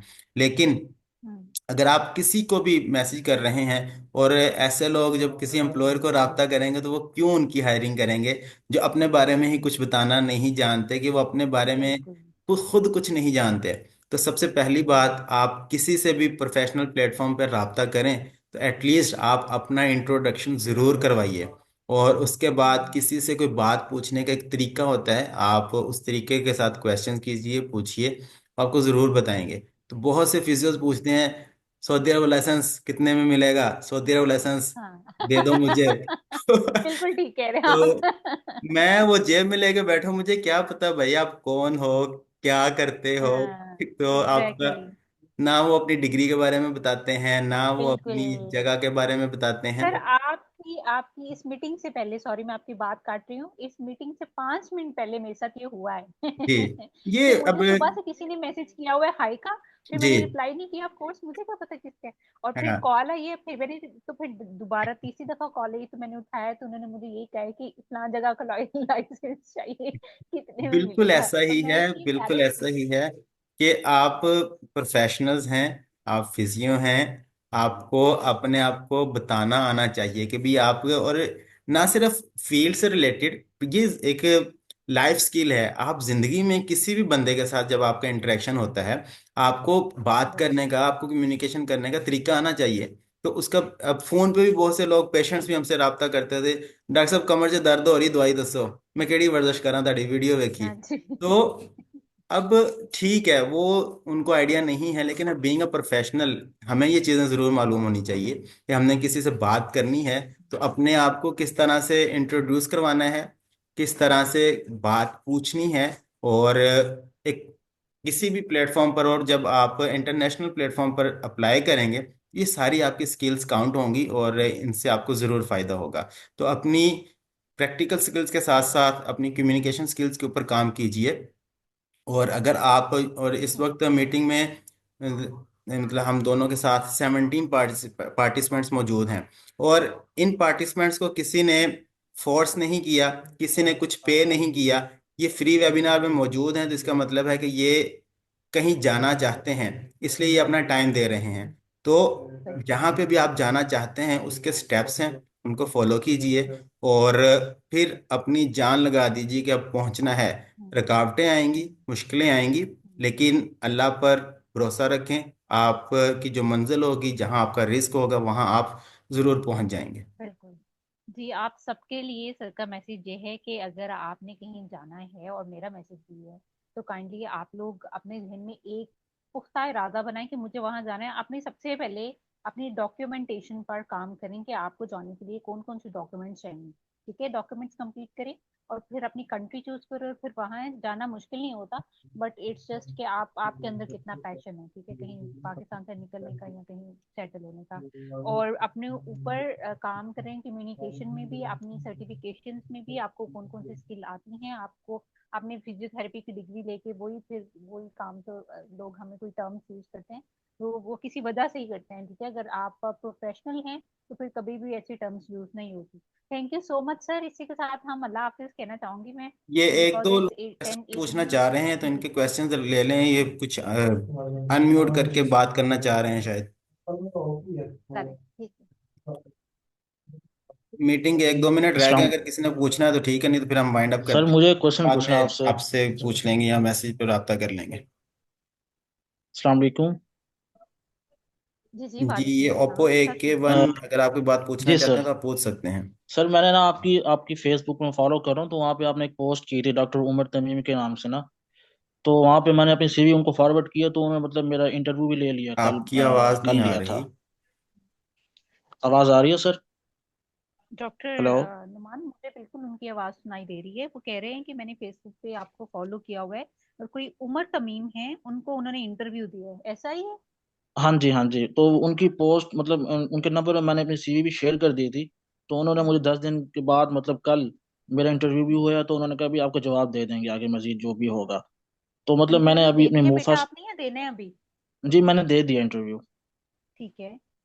हाँ जी। तो मैं ये पूछना चाह रहा हूँ कि क्या मुझे गाइडेंस मजीद मजीद मुझे क्या करना चाहिए और क्या मतलब इस तरह से है, क्योंकि अब जी, मुझे हंटिंग की इनका जरूरत तो नहीं पड़ेगी इंटरव्यू ना हो इंटरव्यू गया की। हुआ है उमर तमीम के साथ, ठीक है। और हाँ जी। अब ये चाह रहे हैं कि अब मजीद गाइडेंस आपसे लें कि आप मुझे क्या करना चाहिए, क्योंकि उन्होंने 10 दिन का वेट कहा है कि आपने 10 दिन वेट करना है। नहीं, 10 दिन का मतलब उन्होंने पहले कांटेक्ट किया था, उन्होंने कहा था कि 10 दिन के बाद आपका इंटरव्यू होगा। मतलब उन्होंने 1 तारीख को मेरा साथ कांटेक्ट किया था। तो उन्होंने कहा था फिर 10 दिन के बाद, यानी कल जो है उन्होंने मेरा इंटरव्यू ले लिया है। तो ओके। अब वो कह रहे हैं कि आपको जवाब मैं दे दूंगा, आगे दे देंगे हम आगे मजीद जो भी होगा। तो मैं ये पूछना चाह रहा हूँ कि कुछ क्या गाइडेंस मुझे अगर मिल जाए और इस तरह से, क्योंकि मैंने अभी वो नहीं करवाया अपना डेटा फ्लो भी नहीं किया, और अभी जो है प्रो मैट्रिक एग्जाम जो होता है वो भी, उसकी मैंने तैयारी श्यारी भी अभी तक नहीं की। अच्छा डॉक्टर साहब, जस्ट। आपकी आपकी आवाज़ कट गई थी, मैं आपका क्वेश्चन शुरू से नहीं सुन सका। आपने किस कंट्री के लिए ये इंटरव्यू दिया है? सर, ओमान के लिए, ओमान के लिए सर। अच्छा, देखें डॉक्टर साहब, हाँ अगर तो जी। वो आपकी हायरिंग कर लेते हैं तब भी आपको डाटा फ्लो की ज़रूरत पड़ेगी। और अगर आप डाटा फ्लो करवा लेते हैं तो फिर उसमें ज़्यादा चांसेस हैं कि आप और जगहों पर भी अप्लाई कर सकते हैं। तो आप एक तो इंतज़ार कीजिए जब तक वो आपको ऑफ़र लेटर नहीं देते, आपको रिस्पॉन्स नहीं करते। मीनवाइल आप अपने डाटा फ्लो के ऊपर काम कीजिए। तो सर, डाटा फ्लो इसकी एक्सपायरी डेट भी होती है या इस तरह से, मतलब क्योंकि अब मैं जितना देर पाकिस्तान में हूँ तो मेरा ज़्यादा एक्सपीरियंस तो बढ़ता जाएगा ना। दो तो साल डाटा तक फ्लो दोबारा दो फिर। साल 2 साल तक चलता है, उसके बाद आपको एक्सपीरियंस लेटर अपडेट करवाना पड़ता है।